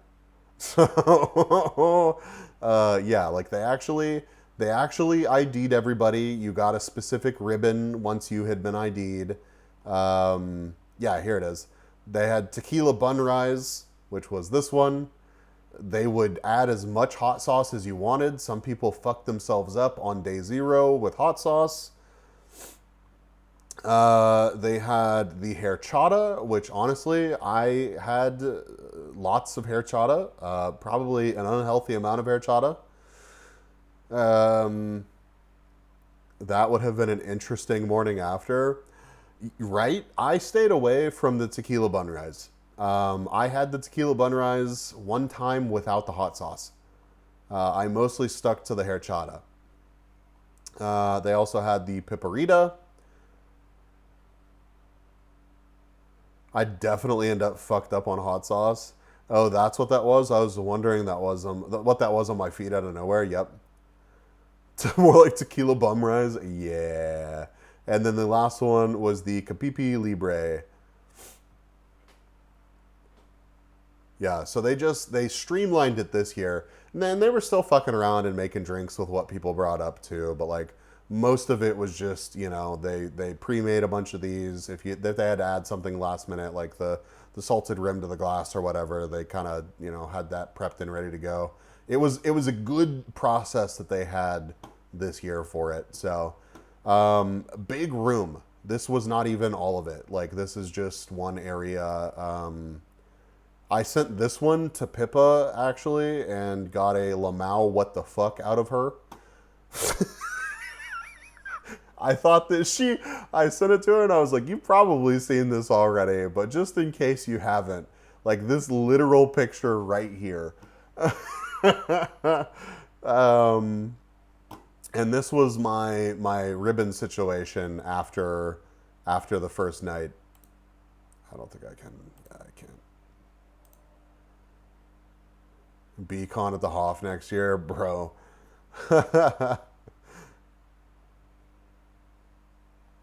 But yeah, I think a good. I didn't put on every ribbon that I got the first day because I didn't want to have the most obscene.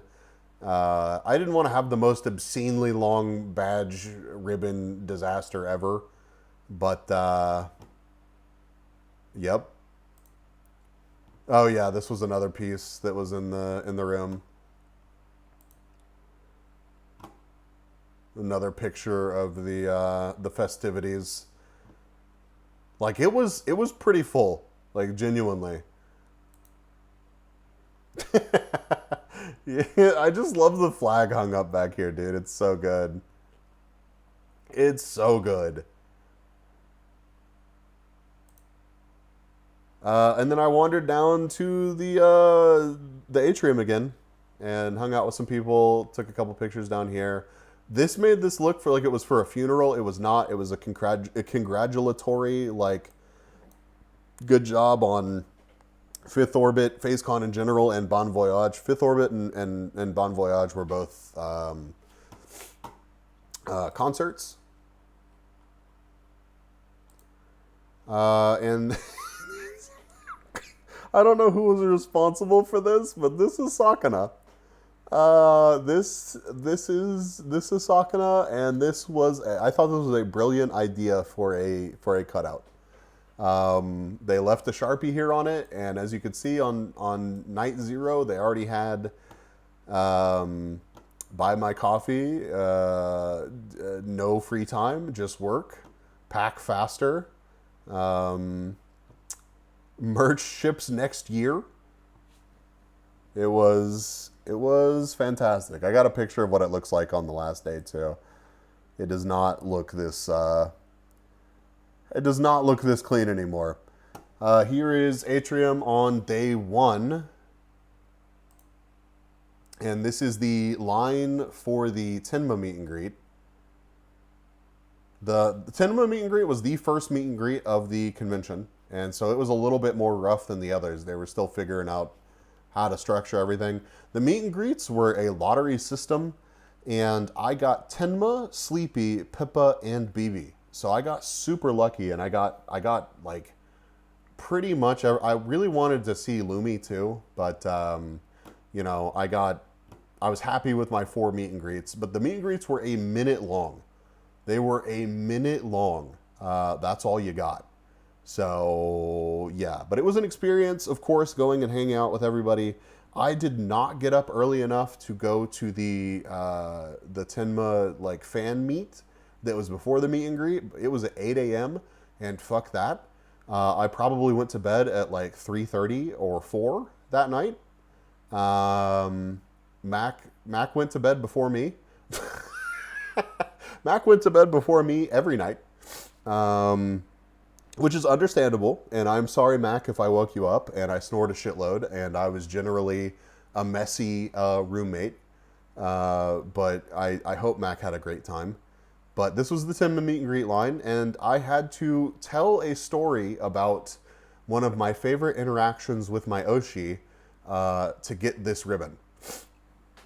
And the story that I told was when I cut the line last year at Offkai, and I met Tenma and Pippa. And I admitted this to them because just like the clip that we watched earlier, I was like, hi, bye, you know, I don't want to take up too much of your time.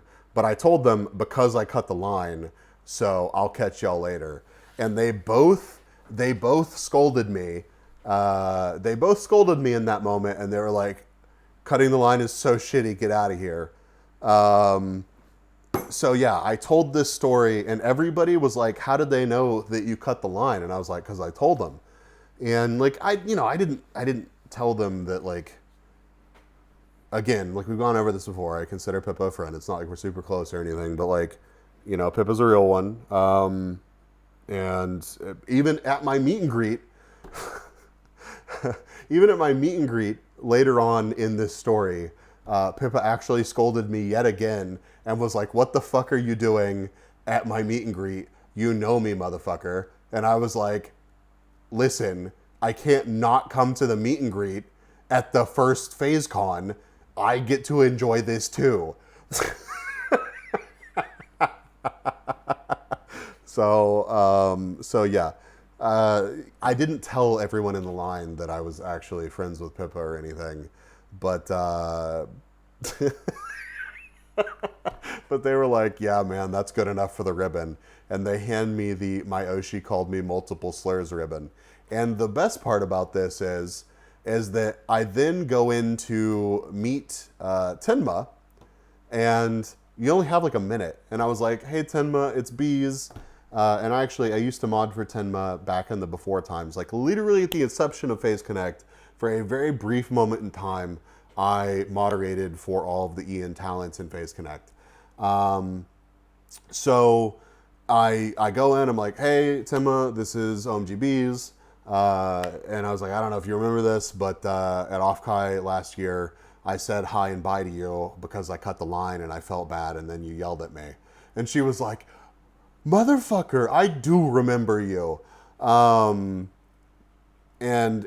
I was like, yeah, I told the only reason I really bring it up is I told the story outside, and I showed her the my Oshi called me multiple slurs ribbon, and the cackles that came out of Tenma whenever I showed her that and told her the story about embarrassing myself in front of the line for her meet and greet, telling them about how I got yelled at, was a beautiful thing. It was just a good interaction. It was really, really nice to actually get to meet Tenma, because somehow during all this time, the 5 years of watching Tenma,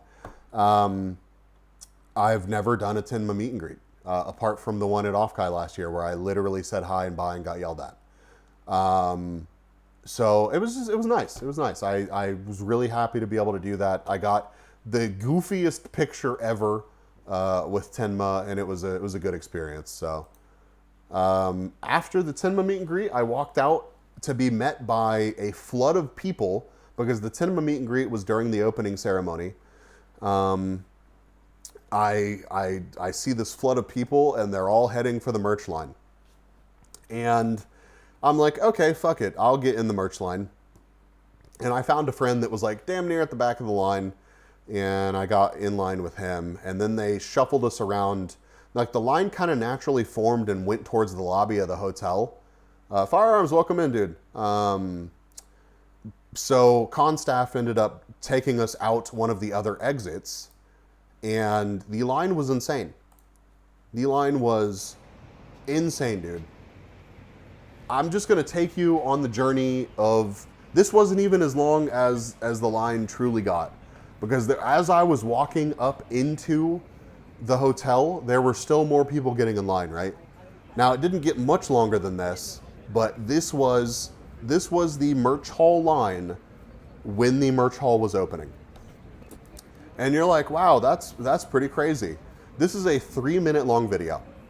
This is a 3-minute long video of me walking pretty much damn near around the hotel. While we have a walk, did you pee in the Jorb pit? I did not pee in the Jorb pit. There was an actual Jorb pit, and I did not take a picture of it. I can't believe that I didn't. But it was real, and I was not brave enough to get into it. What line is this for? This is the merch hall line, when the merch hall was opening.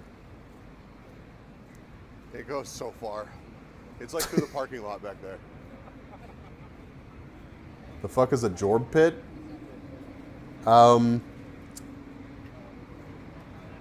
Brady, do you have a jorb you could throw up on the on Tape Tools? I don't want to interrupt this 3-minute long excursion. You have a jorb pool photo? Toss that up, dude. That's a messed up bottleneck of inefficiency. Dude, it was 1,500 people. Like, where were they supposed to go? Like, how was this supposed to work out any better? Like, I don't think that Phase Connect thought that there would be this many people trying to get into the merch hall the second that they opened it. Like, genuinely. Like, it would be kind of funny to count the number of people in this line, but it may not be all 1,500 people, right? Don't get me wrong. But this line had to be like 600-700 people.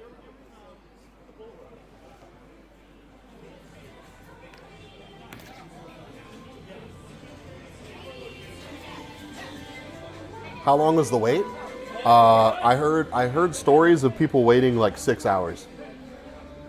So it kind of worked out to where they walked through and they were like, if you don't care about waiting for the official Phase Connect merch booth, you can go ahead and get on into the merch hall. But most 6-7 hours. Yeah, I know, Spyro. Jesus Christ. Most people wanted to go to the official merch line, so they wanted to go ahead and get it done on day one. So this line lasted like the rest of the day, dude. Yeah, it was insane. I did okay. So this was the extent of my self promo. I did throw on the little B badge for a little while. I didn't have it on me the whole time, but I got a lot of questions about it again, and told people to hop on AliExpress and grab one, and gave them a little in the moment review of it. So this was the catalog for FaceCon merch at the Oshi Push booth. And this was my badge after day one stuff. Not after night one, but after day one. Tinko! Appearing for 30 seconds. Dude, you missed some pizza earlier, Tinko. Thank you for stopping by, dude. Overall, I take it you had fun. Overall, this was probably like the best convention I've been to in like decades. This was special. Like, I have no doubt that FaceCon 2 will be good. But FaceCon, the first FaceCon was a special convention, and I am very, very happy that I made it a point to go and be there. So, like, they killed it, man. It was such a good convention. This was the Pokemon Special Edition Pop-Tart from the snack bar.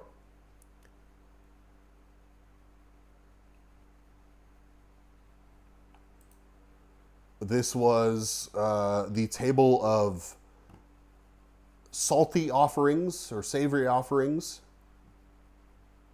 They also had a giant bag of macadamia nuts at one point, and you better believe I filled up a cup of macadamia nuts. And then here's...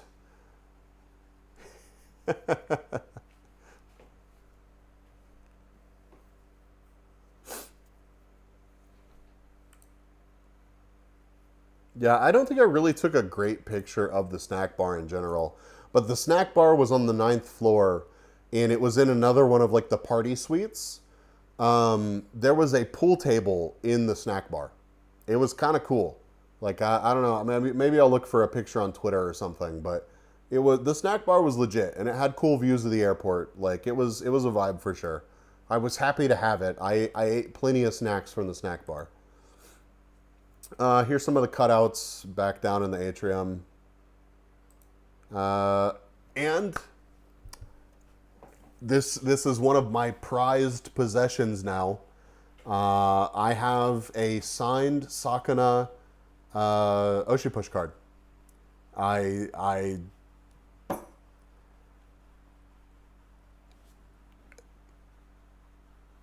I'm just saying. Thank you for showing balls, of course. I should build a deck around Sakana and go crush people at limit 25 per 24 hours. Oh, damn. Please consume responsibly. I hadn't even read that. I'll forget again in the future. If they're mentioned, it happens, man.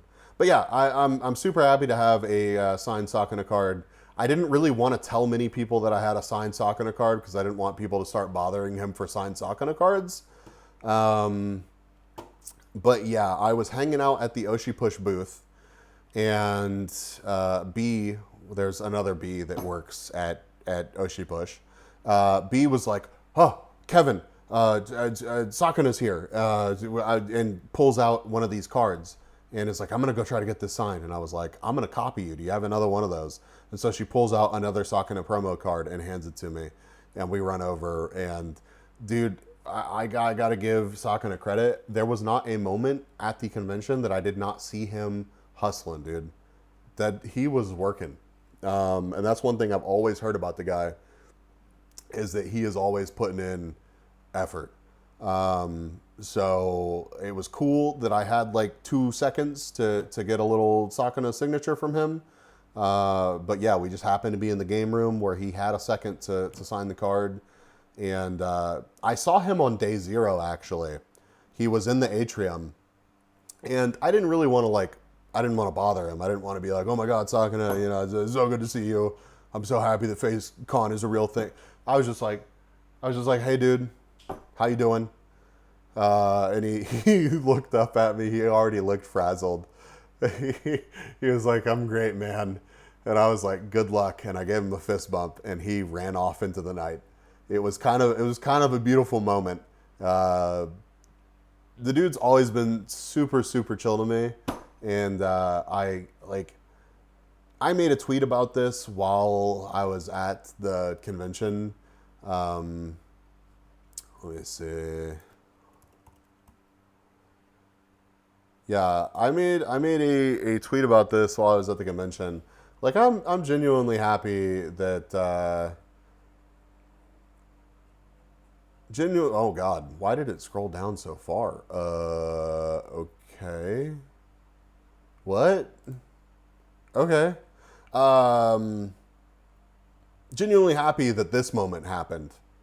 I was kind of struggling to come up with a tweet for the convention's over. But I'm glad that Sakana is the one that made this happen for everybody, and seems like a genuine dude. So big props to him. FaceCon was a massive success in my in my book. I don't know about the financials behind it or how he feels about it right now, but it was a blast. So I got a picture of, this was the 001 out of 100 Pippa card that Moo had for auction. I don't know what this ended up going for, but I wish that I had bid on it. I'm pretty sure it went for more than I wanted to pay, but it was cool that she had the 001. He had a limit on his credit card? Yeah, I saw that. That was pretty wild. This is the merch hall, and this is Moo's booth, and this is the Capitulist Trade Guild, and it had a line pretty much the whole weekend, dude. He had to dono from his second account. That's insane. The merch hall was not very big. This is Oimo's booth. Chad, if you see any art in here that is toss unfriendly, no you didn't. No rats. This is Lewood's booth. This is, I forget who this dude was, but they had blankets and stuff. This was the Oshi Push booth. This is, I didn't realize that I got a random picture of Sakana coming out of the official phase booth, but apparently I did. I realized this as I was going through the pictures after the fact. So enjoy me proving the point that this motherfucker was working the entire time. Urka, how high is the limit on your credit card? Right, I saw all of that unfold. Oshi Push had a front and center area that you could learn how to play, all sorts of cool stuff. They had a bunch of cool little cardboard cutouts because the 3rd generation set is Alias. So that's awesome. We're gonna get Sheena. And Sad B Oshi Push cards. So I'm really, really excited about that. So the third set for Oshi Push is another Phase Connect set. Yeah, right, dude? And I also found out that I have some time to get the art done for my card. So I'm not going to make it into the 3rd set, which makes me really sad. But I have some flexibility on how I can get situated in one of the upcoming sets. Honestly, it's probably even if I was able to get into the 3rd set, honestly, having Sheena and me in one set would probably be confusing and goofy. So I'm not sure what I'm going to do about art now, but I'm going to get it figured out. But yeah, this is the official Phase Connect booth back here. It was really awesome seeing all the artists. I heard some of the artists talking about, being here and some of the pushback that they got for it. And honestly, fuck the haters. More booths over here. Moso was back here in this corner. Funny story. This is Link, who I did not know before. All of this. The last night, I actually ended up with an extra space because Mac left, and I gave myself an extra evening, and I was partying with Luwood and Toby and Yura and a bunch of people in the atrium, and Link helps Moso and was actually at Dokumi, but I did not meet him at Dokumi. And I, again, never met this dude before in my life, and I was like, fuck it, I have an extra bed. He's got a vouch from people that I know. It was Luwood that said that he was, Luwood vouched for him, so I was like, fuck it, you can crash on the extra bed that I have. It turns out that this dude on Twitter has, like, way more followers than me. Hold on, let me find him real quick. Hold on, where's it at? I should have had all this shit pulled up, but I did not, so it is what it is. Yeah, Link Cat.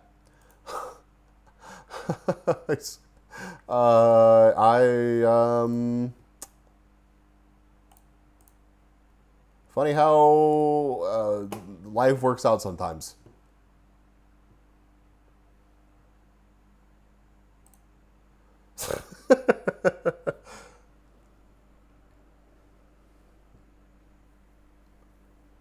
But yeah, this dude travels like me apparently, and was just the first night apparently he forgot his room number, and all of his roommates went to sleep, so he just ended up crashing in a random person's hotel room, like another friend's hotel room. But like, so he seems like a fun dude.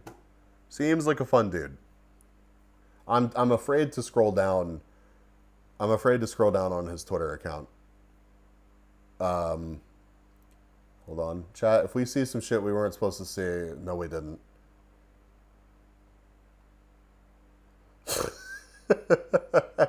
But yeah, he was supposed to drive back the night that I posted in the atrium, and we kept him out drinking too late, which is why I was like, fuck it, you can just stay in my room. And then I was Luwood for a second. He just asked me to watch the booth for a little while, so I took some random pictures behind the chat. Don't look at the art too hard. It's fine. I held a package of unopened mint socks. Yeah, I had to take the opportunity, man. I added an EP badge. No Papanties. I think there were some Papanties, but I did not see the bag of them.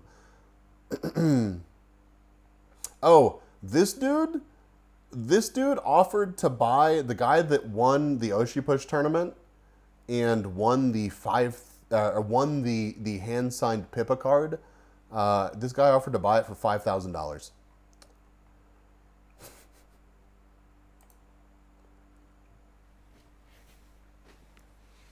This was the Sleepy meet and greet, which Sleepy, I had also never gotten to do a meet and greet. Sleepy is also a real one, known Sleepy for ages at this point. Somebody from the community bought like 50 copies of Dark Souls 2.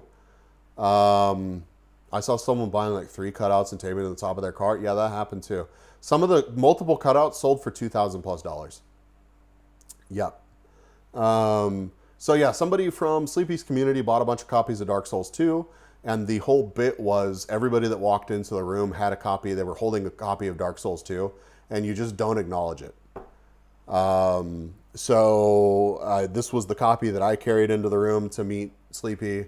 And my meet and greet with Sleepy, I was basically just like, well, first off, she immediately was like, "Are you holding a copy of Dark Souls 2?"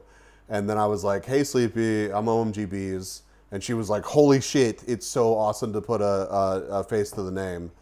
And then she immediately was like, "You're a fucking OG. You've been watching forever. Like, this has got to be insane for you." And I was like, "Yeah, this is genuinely insane. It's wild that there's a FaZe Con. This has got to be crazy for you, Sleepy. What are you talking about?" So we just had like a little back and forth freak out about the fact that FaZe Con was a thing. It was nice to meet her, and then I got another great picture. But it was great. I'm really glad that I got to actually do a meet and greet with Sleepy. She's also been really nice to me, always. This is Demonstrous from the community giving Rinta a piggyback ride. This just happened in front of me while I was hanging out with Rinta. This dude is apparently also streams, but he takes the whole like staying anonymous very seriously. So he was wearing a mask the whole time. I don't know a bunch of Demonstrous lore, but apparently he's pretty well known in the community. This is lobby at some point. This is just day one still. Am I running out of time? I'm gonna get more. Okay. I can tell the troop is in, can close the door. You sure? Okay. I'll try to not take too much time. We'll see what happens. So this is just randomly day one still. This is Pippa going to the Zhang area of the game room. That's Danny, one of the cosplayers. This is the Oshi Push game room area. This is where the tournament was that I played in that night. I lost a game to this guy, actually. He was playing a super aggro Pippa deck and absolutely fucked my shit up.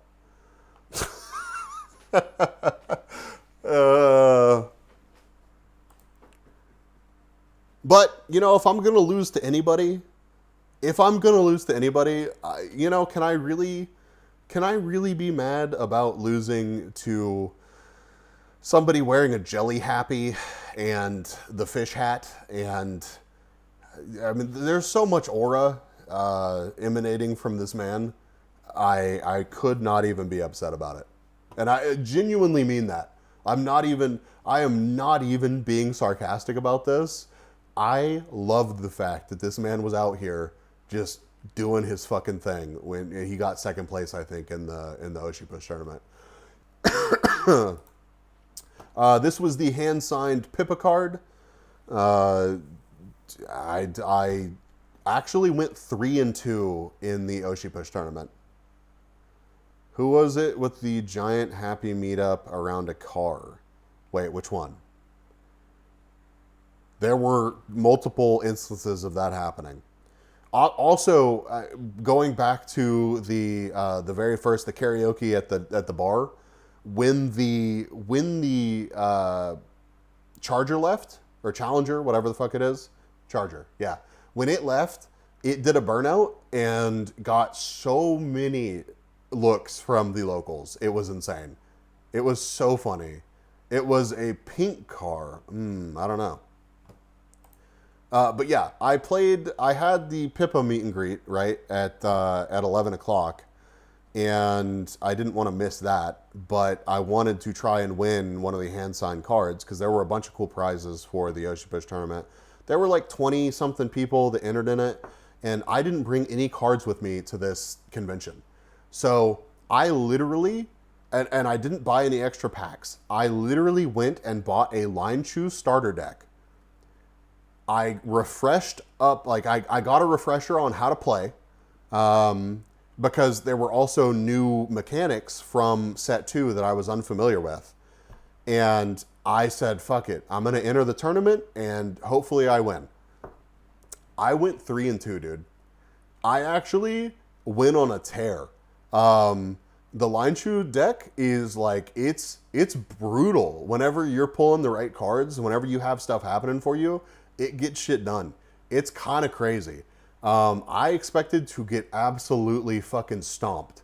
And some of the wins, like one was a technicality, but I got really, really close. I was literally a decision away, a turn away from going 4-1 in this tournament rather than 3-2. I did so much better than I thought I was going to do. And it was all legit. So, like, you can't take that away from me. One person playing a Tenma deck actually pulled off an infinite combo, but because they took so long to like yap about it and set it up, they ended up with like 1,000,000 bits, which is like the credit that you use to cast ability. Basically, it's mana. And they had like infinite draws because of that as well. So they were going to beat me.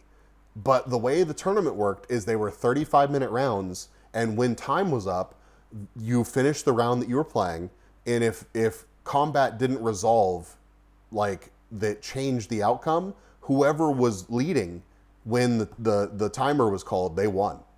So because he didn't actually, like, capture any of the objectives, like, what you're fighting over platforms in Oshi Push, because he didn't win any of the platforms with that last round, I won that game. And I don't care if I was going to lose that game eventually.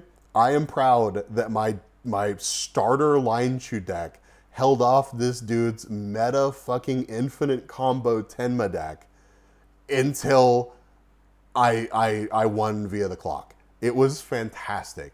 It was so good. Of course, I didn't win the tournament.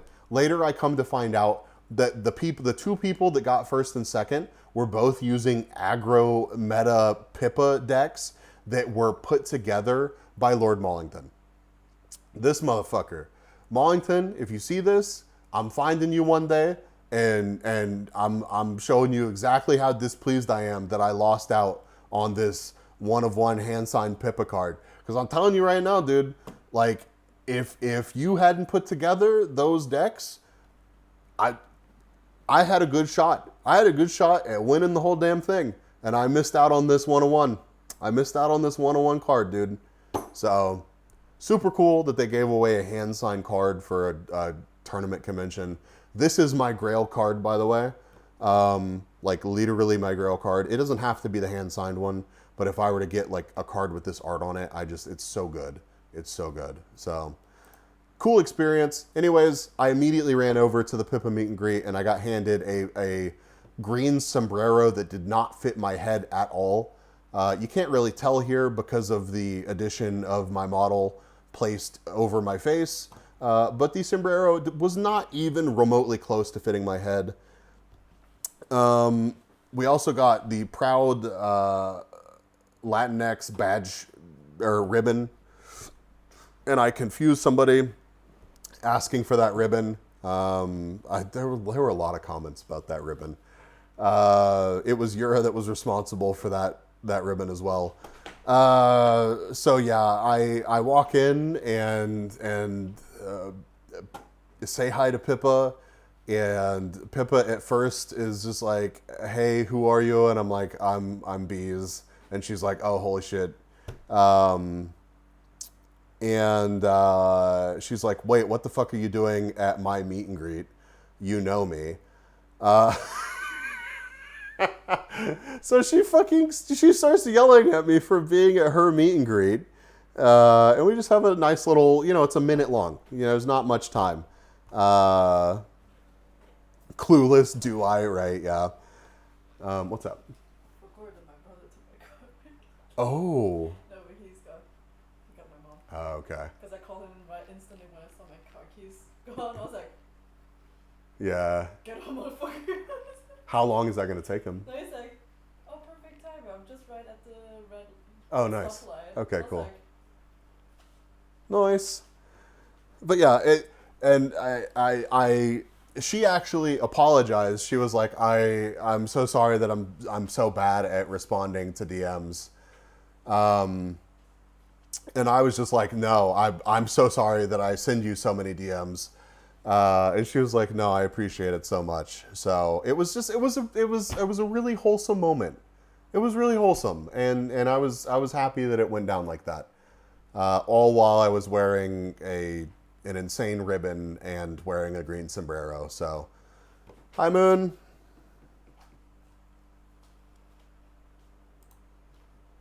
After that, I went back up to the Capipitulist room party. I got some cool pictures of the Contains Red 40 for the Herchata. I just, the Piparita, the Mega Idol. It's just quality stuff. Contains WD-40 would have been more fun. I don't know, man. Red 40's got a reputation for sure. This was the other room in the suite.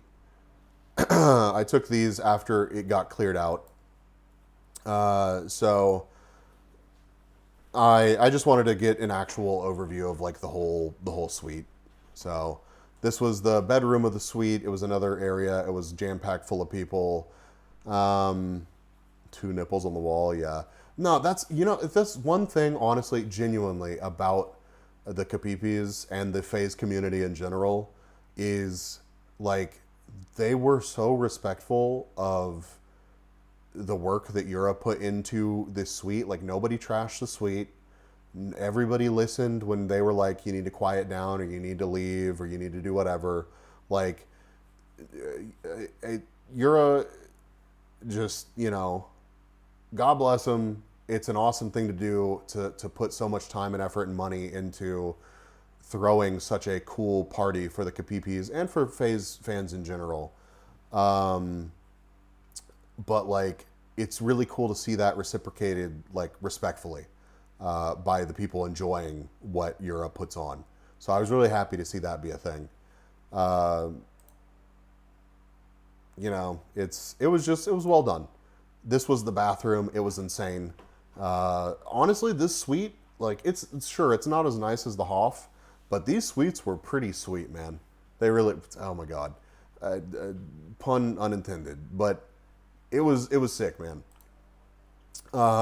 Somebody left this is like a tradition to leave like these lucky envelopes full of money, or give these lucky envelopes full of money to people that you know. It's like a thing in China, or a Chinese thing, I guess, the best way to put it. I'm sorry, I'm not an expert on this. I just thought it was funny. I immediately recognized it for what it was, and somebody had opened it, and apparently there wasn't money inside of it. There was just a sticker of whatever this dude is. So that was just a thing that was laying around. This is the crew talking about things after all of the partying on night one. And then I made my way into yet another group photo. I consider myself so lucky to know Yura and all of them, and for them to put up with me being around. So like when they kicked everybody out of the room, they didn't kick me out of the room, and I got to hang out for a bit longer. And so they wanted to do this group photo where we all put our heads down and got a picture around the table. And I thought it was a super cool idea. So I was happy to get to take part in that. I'm the dude in the green sombrero here. So I edited up this picture for the post today. And it's a moment that was a highlight for sure. A highlight for sure. Fat should be. Yep. You goddamn right.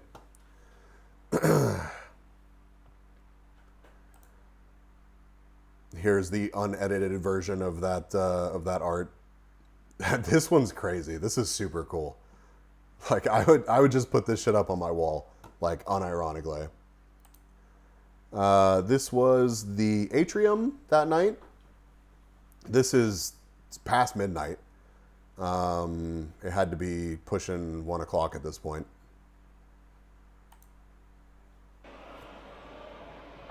I don't want to blow y'all's eardrums out, but it was very obviously still very loud.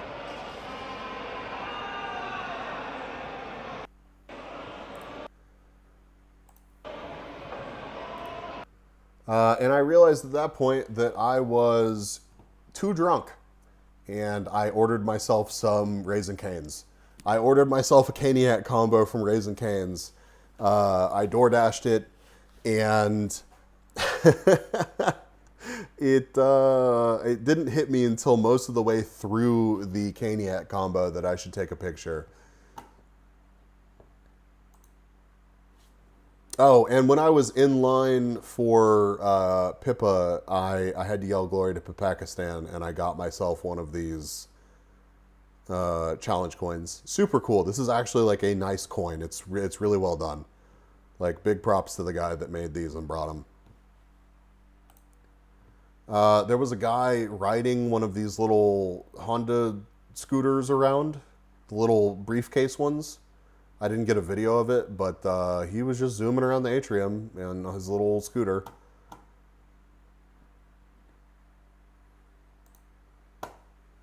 And this is a sad bee that Rinta drew for me while Rinta was totally sober for real, for real. For those of you that don't know who Rinta is this cosplayer who has several incredible Tenma cosplays. Rinta is a fucking treasure, and I appreciate the fuck out of her gremlin energy. Like, seriously. If you want to actually follow her tag is at MYRNTA. So, yeah. She drew this for me on the spot and gave it to me. This was the FazeCon official mousepad for Oshipush. I got one of these for Rickety. I'll be sending it his way. These were some of the prizes for the raffle that they did. I did not win any, but this would have been an insane sheet to win. Very sad that I did not win that. This was the other one, Banhammer and a bunch of fish. And then a sheet of commons. I got this from Toby. She was handing them out. This is one of the best badges of the con, I think. One of the Mari badges. This was the BB Shrine at the Oshipush booth. This is Luwood art. Also got raffled away. I did not win it. And this is a fat Theo wandering down the hallway.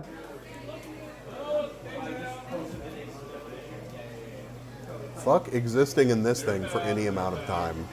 Like, genuinely, it would be awful.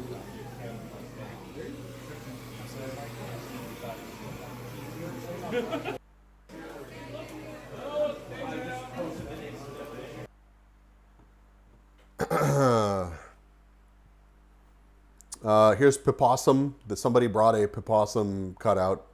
Thought that was incredible. I got a couple pictures of it. I don't know who was responsible for this. It could have been Euro for all I know.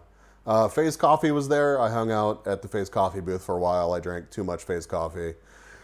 They are going to be at Offkai, which I'm super stoked about. This was some of the Oshipush marketing for the next set. If it's professionally made, it probably has some fans inside. I did see a ventilation hole in the butt. Oh yeah, absolutely. Like, it's one of the ones that's held up by, like, it's puffed up from air. So, like, at least there is some airflow in this costume. So that's cool. Otherwise, I think they would have died. This was from the Origins concert. There was some really cool, like, it was such a good concert. Honestly, like, I'm usually kind of like meh about VTuber concerts, But when the concerts were happening, everyone was at the concerts. Like everyone. The merch hall empty, game room empty. Meet and greets were the only things that had people at them. It was insane. Atrium empty.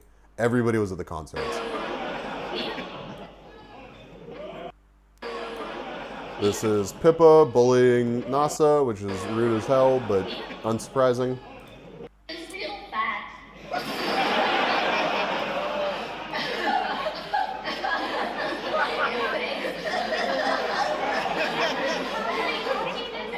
And I will say this, the audio and setup for the concert, apparently they had some issues early on in day one, but it was incredible for everything that I saw. I saw 2 of the 3 concerts. I saw the Origins, and then I saw the Bon Voyage. It's real fat. Also, these recordings, listen, you didn't see shit, chat. So better than the concert you went to with Anger? Absolutely. Like, so much better. Insanely better. And as per usual, Google Photos is being slow as shit. You'll load up a 3-minute video instantly, but if I want to show you this one, it's like, nah, I'm going to sit here and load for ages. Okay,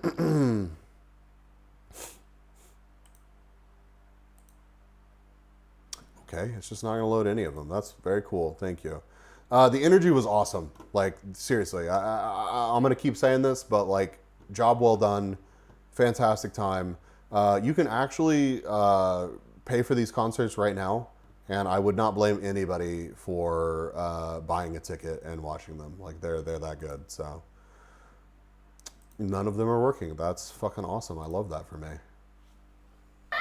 Oh. Thank you very much for supporting us for 5 years. We are able to become 30. Thank you too. I wasn't gonna cry.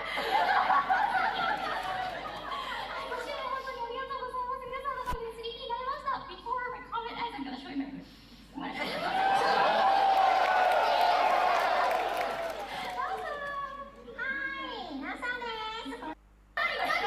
Just Nasa being cute.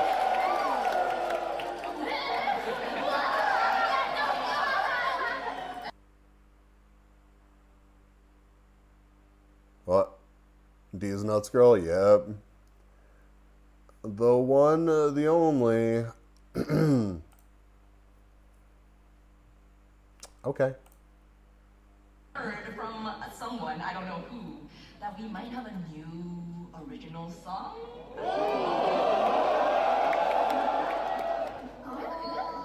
Did you guys know? I don't know, but I guess we'll find out. We'll figure it out. Anyways, I recorded the new original song. We can catch a little bit of it here, but definitely watch it through its official release. Because, like, my phone recording does not do it justice. But also, these little things were given out for free. Not free, but with the citizen badges. Really nice quality. And hearing, like, 1,500 people chanting Origins was really cool.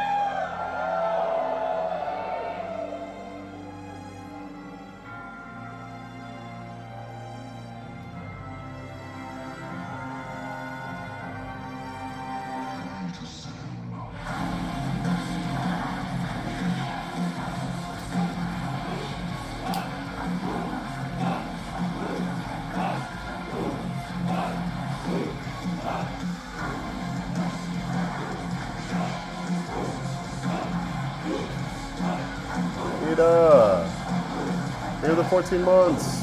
I hope the vacation is going fantastic.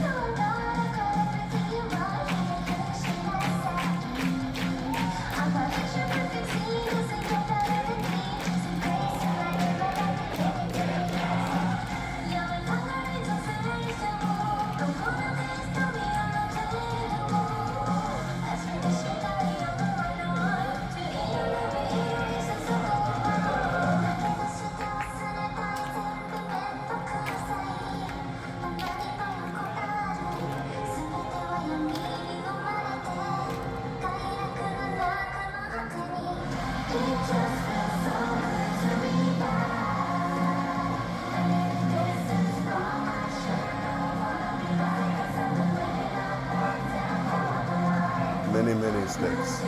Mini sticks.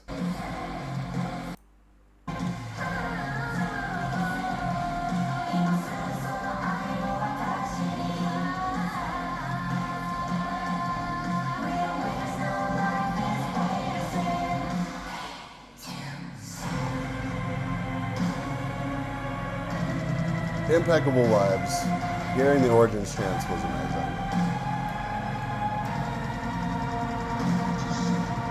It was very hard not to tear up. Like genuinely did a little bit. Yeah, it's super blown out for you guys again. I've got to figure that out.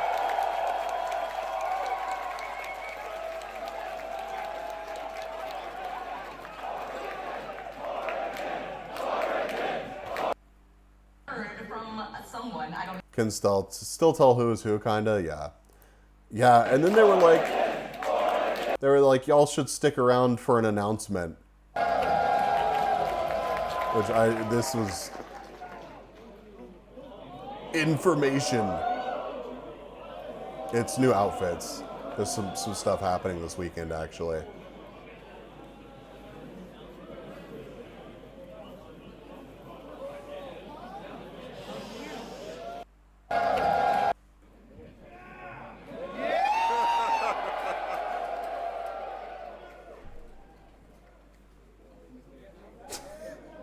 There was an announcement that was like, please stick around for an announcement. I can hear it.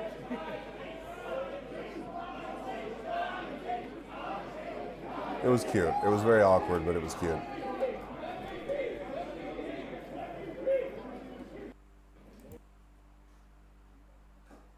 Oh, just thinking about it. Announcement at the Phase Origins panel. And the announcement was there will be an announcement at the Phase Origins panel. Yeah, exactly. They did the exact same thing, Brainy. Anyways, I ordered some amazing tacos after this. This is supposedly a fish taco. It's 2 fish tacos worth of fish. Yeah, only fish. You better believe I devoured this. I realized that I hadn't really eaten anything all day. This is a quesadilla, also very good.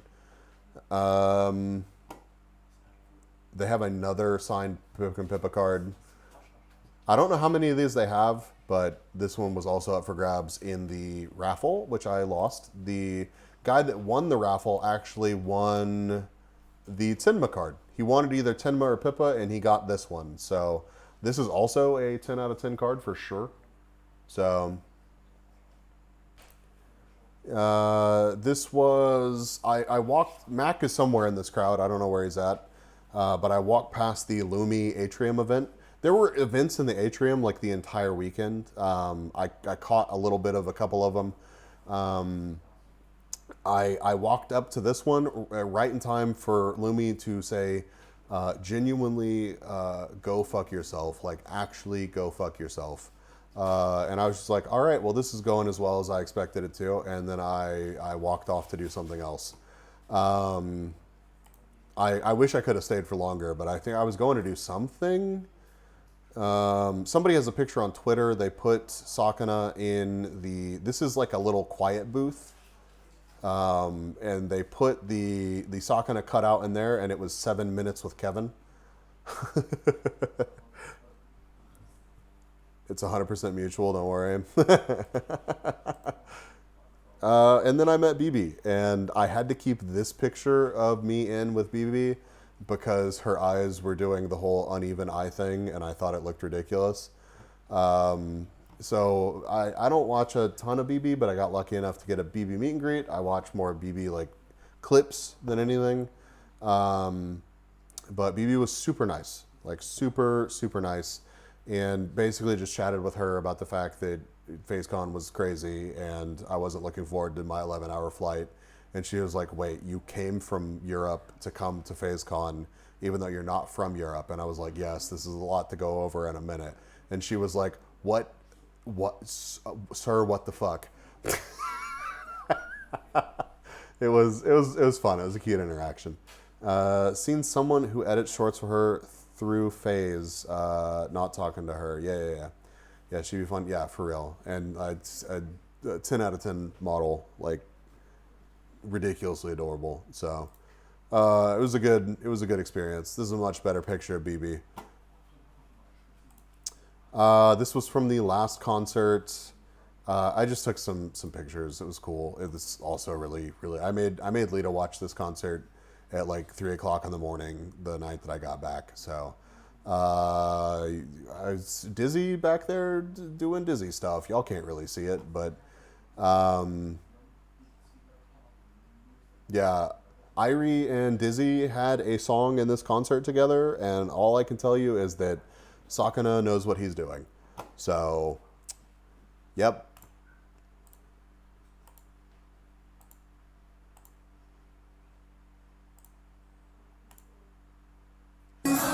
Oh, they closed with the Naruto song. It was cute.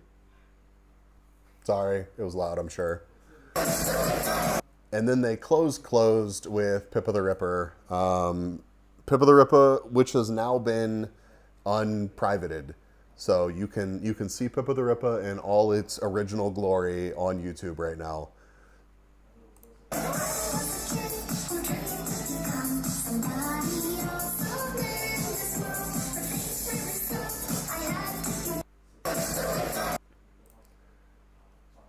Yeah, this is when I had the idea for that post that I made, and like I took a picture, or I took a video clip of that part of the song, but it was hard to get like a still of it from that.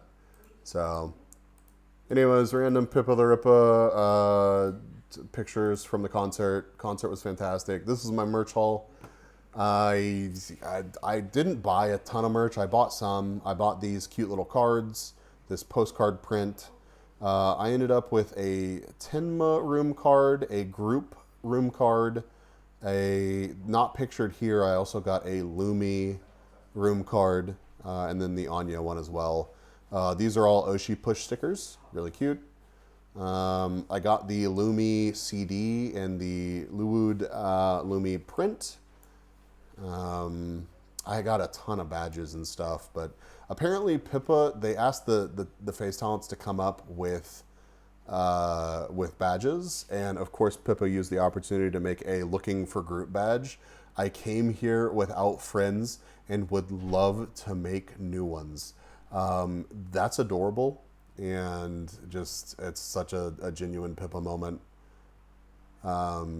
She shared like a bunch of her like awkwardness at convention moments with people, and tried to encourage people to make friends at the convention. It was very wholesome.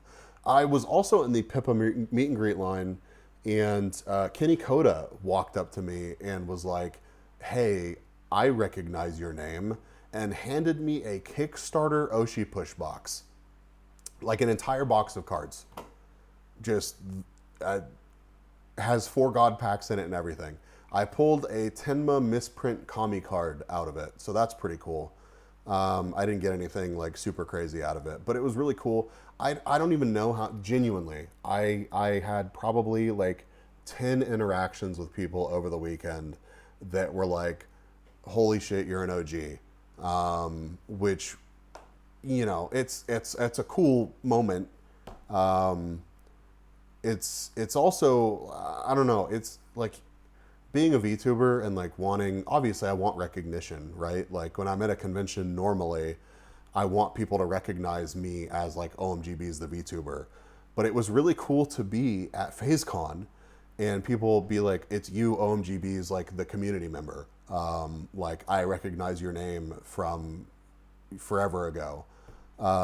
Like that was just a really cool experience. Like that was one of the things that I think made FazeCon special, was like everybody was there for Phase Connect. Everybody could talk about Phase Connect.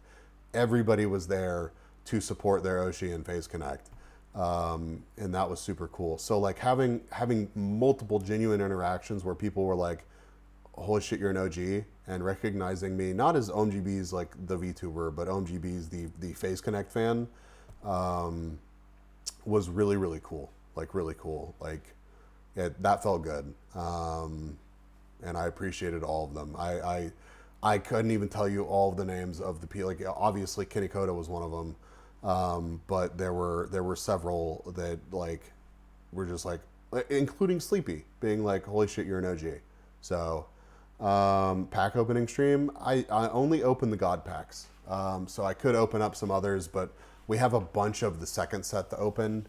I don't know how we're going to do that. And yeah, so we got to figure that out. But this is the badge that I got for being a FaZe citizen. Apparently the FaZe, like, I forget what the lower tier badge was. Basically everybody but just the weekend pass badge got this nice pin and some Sakana coins to spend at the gacha machines. I got this cool, oh god, what's the name of the game? I'm spacing right now. Oh god, Mahjong. I got this cool Mahjong Face Connect keychain thing.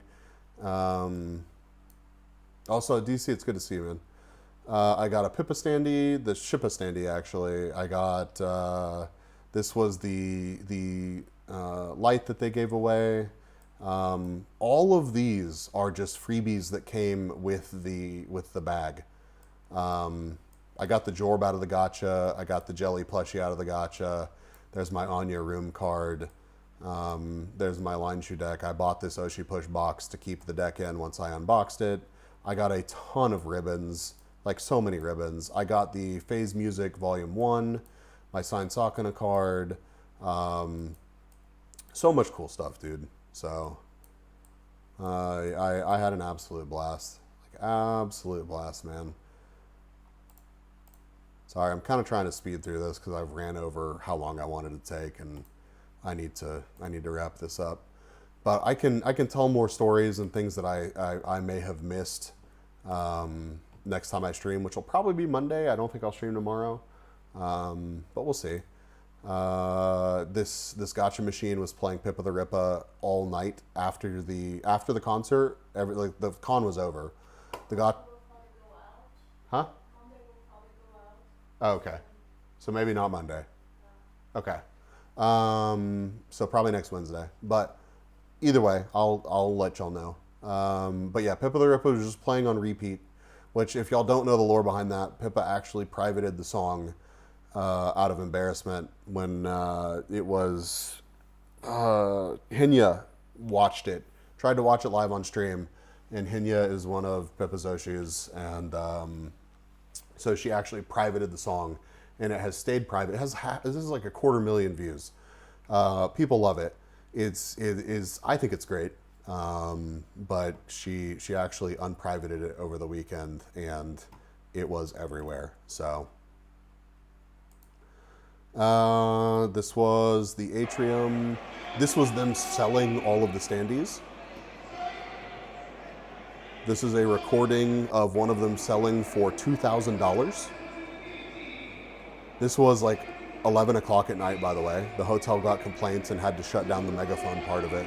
They kept selling them, but they had to stop using the megaphone, or the PA system, rather. Sold for $2,000. This is the Kapipi party again. I ran back up there. This was the gun of tequila. I thought that these pictures of the tequila gun with Pippa on the Mexican flag in the background was just like peak. So I took a couple. I don't know which one is my favorite. This is what Sakana ended up looking like at the end of the convention. I'm kind of afraid to zoom in on this, if I'm being honest with you. But he is covered in stuff. This was a meetup for, I can't remember this talent's name right now, but they were super adamant that I see this shrine, and I was like, it's very impressive what you've done here. No Tenma with cheese this time around. Nope, no Tenma with cheese this time around. Oh, yeah. This is me pulling Oshi Push cards out of a piece of luggage. And it is 77 pounds of Oshi Push cards. So this guy brought 1,000 packs to give away. He wanted the God packs out of all of the cases. So he opened up all the cases, took the God packs out, and he brought all of these to give away. He had already given some away at this point, but he paid overweight baggage fees to get these to the convention and gave them out on the end of day 2 or the end of night 2. So it was just pandemonium, dude. There were people cracking packs everywhere. I took like 30 packs, and I found some people that just happened to be playing Oshi Push in the atrium. I walked up, I asked them. It's super nice, super nice. I was like, hey, you guys new to Oshi Push? And they're like, yep, this is like our second time playing. And I was just like, and I slammed down 30 packs onto the table, and they were like, and I was like, there's a dude giving out like 1,000 packs.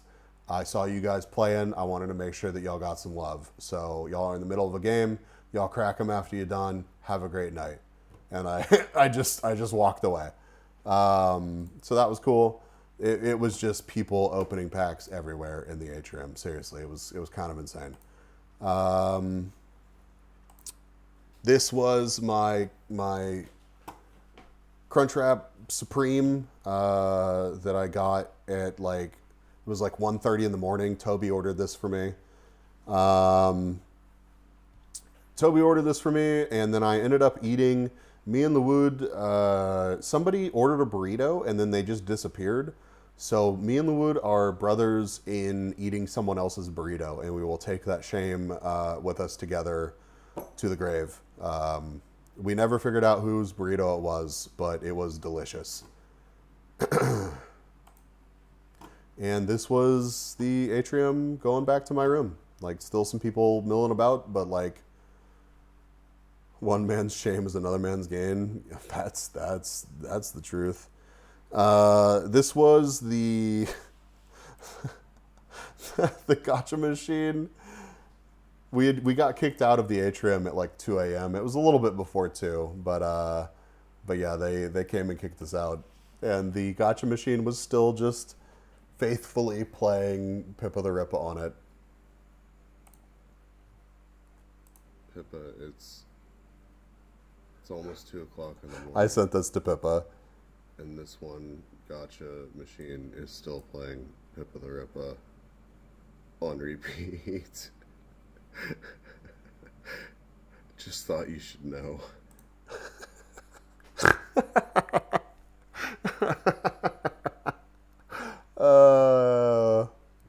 Yeah, I did not get a what the fuck Lamau back from that one.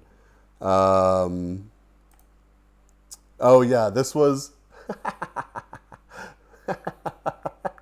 you guys posting. This is Toby. Yeah, you guys posting about the foot juice stuff. I sent this to her as well, and I got a what the fuck Lamau back from her about that. I didn't take a screenshot of the DM, but Brainy, if you want to make a short, I can grab you the fucking DM. But it was pretty fucking hilarious because I was not paying attention to Discord. I was drunk. I get back to my room. Seriously, I opened up my Discord. I see this, and I was just like, I was just with her, and she was trying to dodge Sakana because of the foot juice. Oh my god. I think I only have a couple pictures left. This is the post that I made. I think this is like my most liked tweet of the year, actually. This was, oh my god, this was breakfast the next morning or brunch the next morning. Lewood was like, hey, we're going to have lunch here. And apparently was not supposed to tweet that out. Again, he's a sweetheart. He really is. So we show up to this diner and, I see some people that I know.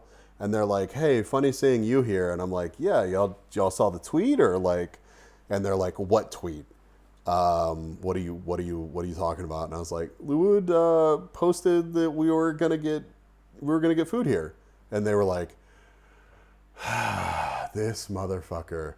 So it went from, there were like 8 people there at that table. There were probably 30 people from FaceCon at this diner that was like a short walk from the venue, within like half an hour. So it was cozy. I mean, it was no big deal. It really was not the end of the world that he tweeted it out, but it definitely turned into a bigger thing than it was originally supposed to be. But he sat over with us and chatted, and like genuinely a good dude. Like really, again, lucky to know the guy. So this is Pippa Dojin that I bought in the listen, the Kapipi party was kind of wild, and I will neither confirm nor deny that I purchased this the last night of the Kapipi party for $20. But this is all of it that I can show you. So, yep.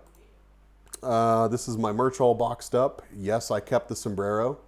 Yeah, I've seen that. Yeah. I kept the sombrero. I don't know what this is going to look like after a month of it being in this box, but this is a very dense box, and I took it to UPS and shipped it back, and it was $100 to ship it back. So probably would have been better off repacking all of this in a flat rate box, but I really did not want to repack this box. Like I Tetrised everything into this box, and I was just like, you know, it is what it is. So this was my Uber driver for my ride back to the hotel after shipping my stuff. And you know, you pronounce his name how you pronounce his name. It is what it is.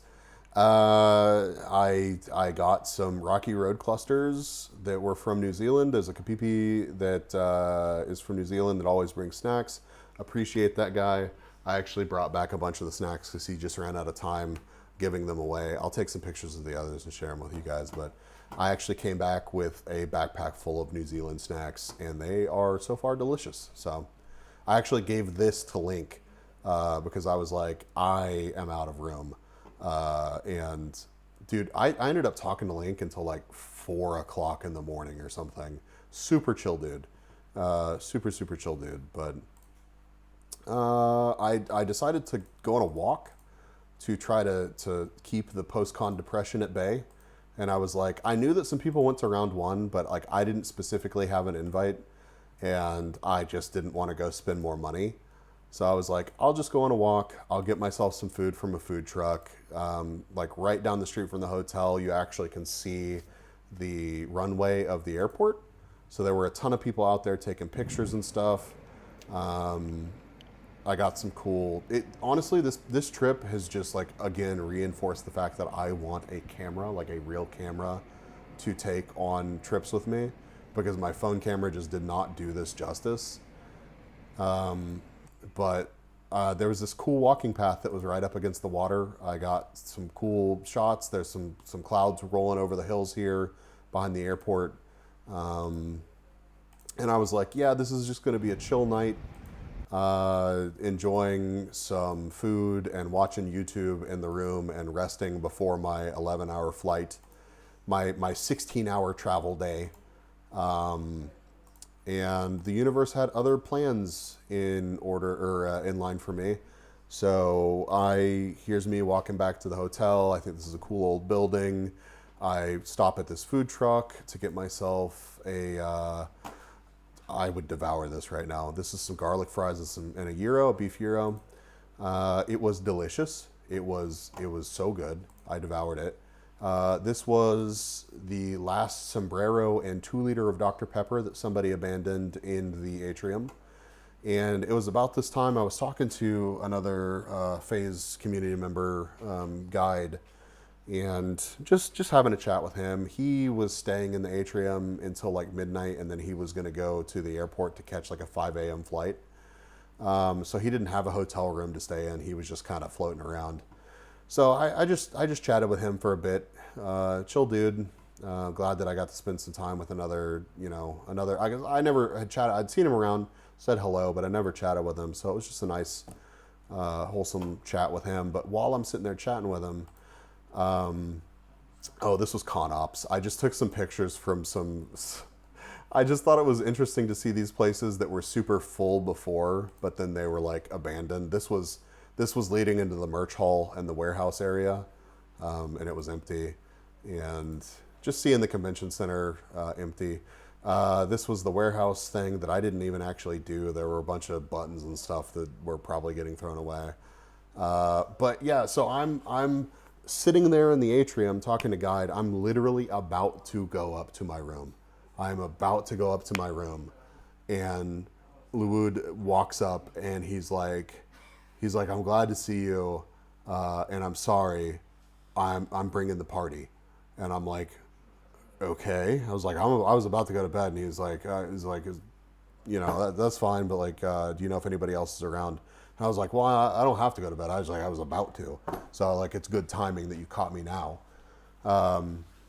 So we went over into the Top Golf area where that shrine was that I showed you guys earlier, and they had a little bit of alcohol with them. It was him and a group of people, Toby and Link and some others, and they had a little bit of alcohol, but it was very obvious that we were going to drink through their alcohol.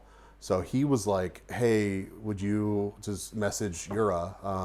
I think he probably has some extra alcohol he's trying to get rid of.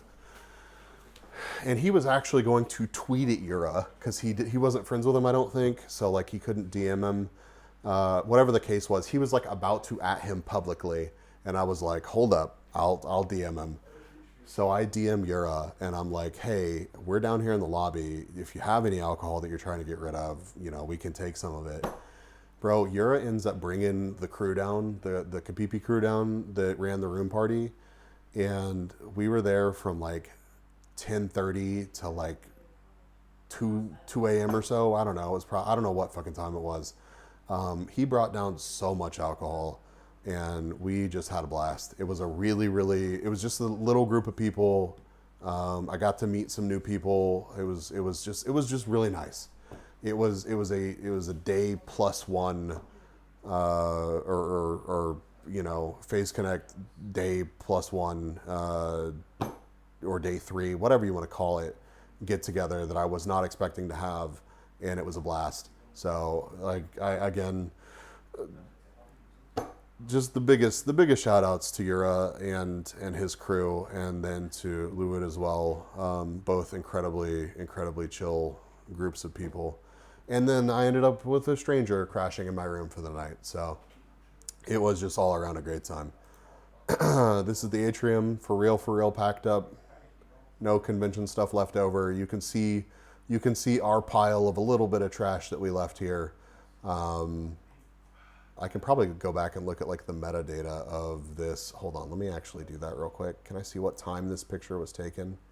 Give me just a second. Photos, scroll down. When was this taken? Can I see? Can I actually not see information about this? Oh no, here it is. Never mind. It was 2:48 a.m., so almost 3 a.m. They did not kick us out, by the way, which was super cool of the hotel staff. We just tried to keep it, somewhat respectful, and we just hung out in the atrium and drank until 3 o'clock in the morning, apparently. It was a good time. It was a very good time. So I went to bed. I got a picture with my gotcha dude. This was the following morning, me packing up. This was where the events, the shenanigans from that night happened. This was me at the airport, the dude that I tweeted out. I keep seeing people with just like insane aura at airports. Just like the Baja Blast guy, I saw this guy. Like I said, I want to party with this guy. And then I ended up in the Air China lounge, and because all the other lounges were like, we're not taking priority guests right now. But this lounge was actually super chill, and the food was tasty, and it was a nice place to wait to get on to the worst flight I've been on in a long time. There were so many babies. All of the babies, there was a baby not in the row directly in front of me, but 2 rows in front of me. There was a baby directly in the row behind me. There had to have at least been 10 babies just in the economy section. I sat next to a Karen. At one point, she asked me to pick up the water bottle that she dropped because she didn't want to wake up the person next to her, but I had to take my headphones off to even listen to what she wanted to say. So she interrupted the movie that I was watching, which was apparently totally okay. It was bad. The dude in front of me, like I said, he would not dim his window, so it was just bright as fuck the entire time. It was completely full. There were no empty seats. So I sat next to a person who aggressively twitched while they slept. I don't think I've ever been elbowed and kneed that often in my life. And by the time I got off of this plane, I was miserable. Like it was rough. It was rough, dude. Rough. So, would not recommend. I tried to take a picture of the hotel because you can see it while you're taking off, but I couldn't. I ate these meatballs. This was actually a pretty tasty meal. Again, the KLM food is good. And my last picture of the album is actually Pole to Pole with Will Smith because I thought the title was funny. And it just makes me think docking with Will Smith, which is just horrifying. But yeah, I watched a bunch of movies to try to distract myself from the absolute misery that I was in with limited success. So, yeah, all in all, I guess I can come up with like a deeper retrospective, but the convention was incredible. I think that if anything, they underestimated how many people were going to show up and how intense the fans were going to be. The whale badge was not a whale badge. If anything, I think that there needs to be more expensive badges next time. And I hope that there's another convention. I don't know if they made money or not on this convention. I know that there were a lot more people, but they went all out. Like all those concerts were insane. All of the perks were insane. The venue was nuts. The bells and whistles at the venue, everything was great. Like it was a truly special convention, and I'm super happy that I was there. So the next FaceCon, I really like. If you were on the fence about it this time, if there's another one, I would wholeheartedly say, make it a point to go. Absolutely. So I think there are more polls than just Lesh, but I'm not an expert. I think the entirety of Rika's mods apparently, yeah.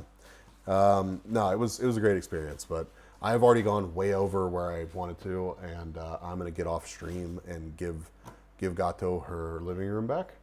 So y'all have a fantastic evening. We can yap more about FaceCon next stream. Let's find somebody to raid. Let's not look at Will Smith while we are ending. Tip to tip with OMGB is the next doc. Lumi's still alive? Which Lumi? Oh, Lumi, like Lumi Tuber? Doing community games? You know what? We'll leave with this one on. Both? Which one? It looks like they're still doing stuff for a bit. Let's see. Let me look. You should find a scan of that. You should. I can help with that. Let's see.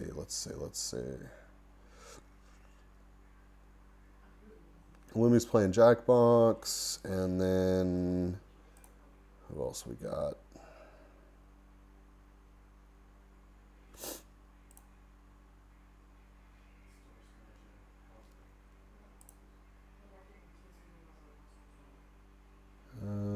Are both Lumis still alive? I only see one Lumi.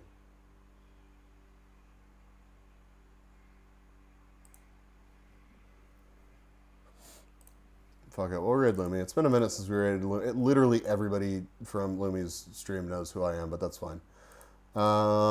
Streed. I don't think that there's a phase talent for me to raid, is there? That's live on Twitch. Does anybody see one? That's the only other person that I'd probably want to raid right now after yapping about this. They're literally under each other in my sidebar. Oh no, there's Lumi. Fuck it, let's raid Lumi. It's been forever since I've raided Lemon Lumi. Alright, let's get some raid messages out. Thank y'all for hanging out with me, for real. I hope that y'all enjoyed me yapping about FaceCon for a bit. I'm sorry I'm kind of rushing off, but there we go.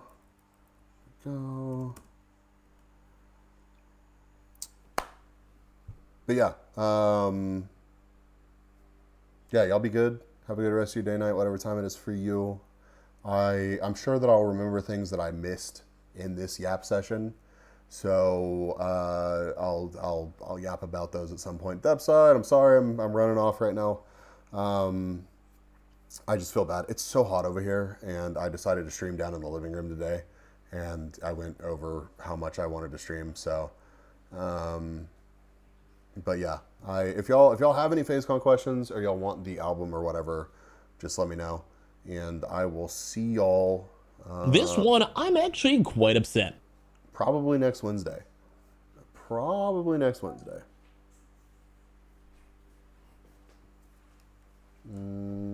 Let's see.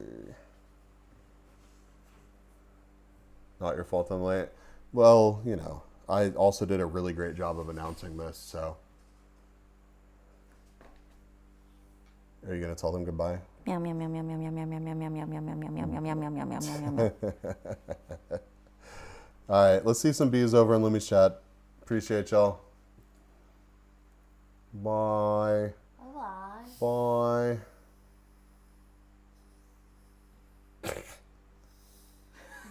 You're fine. They can't hear that.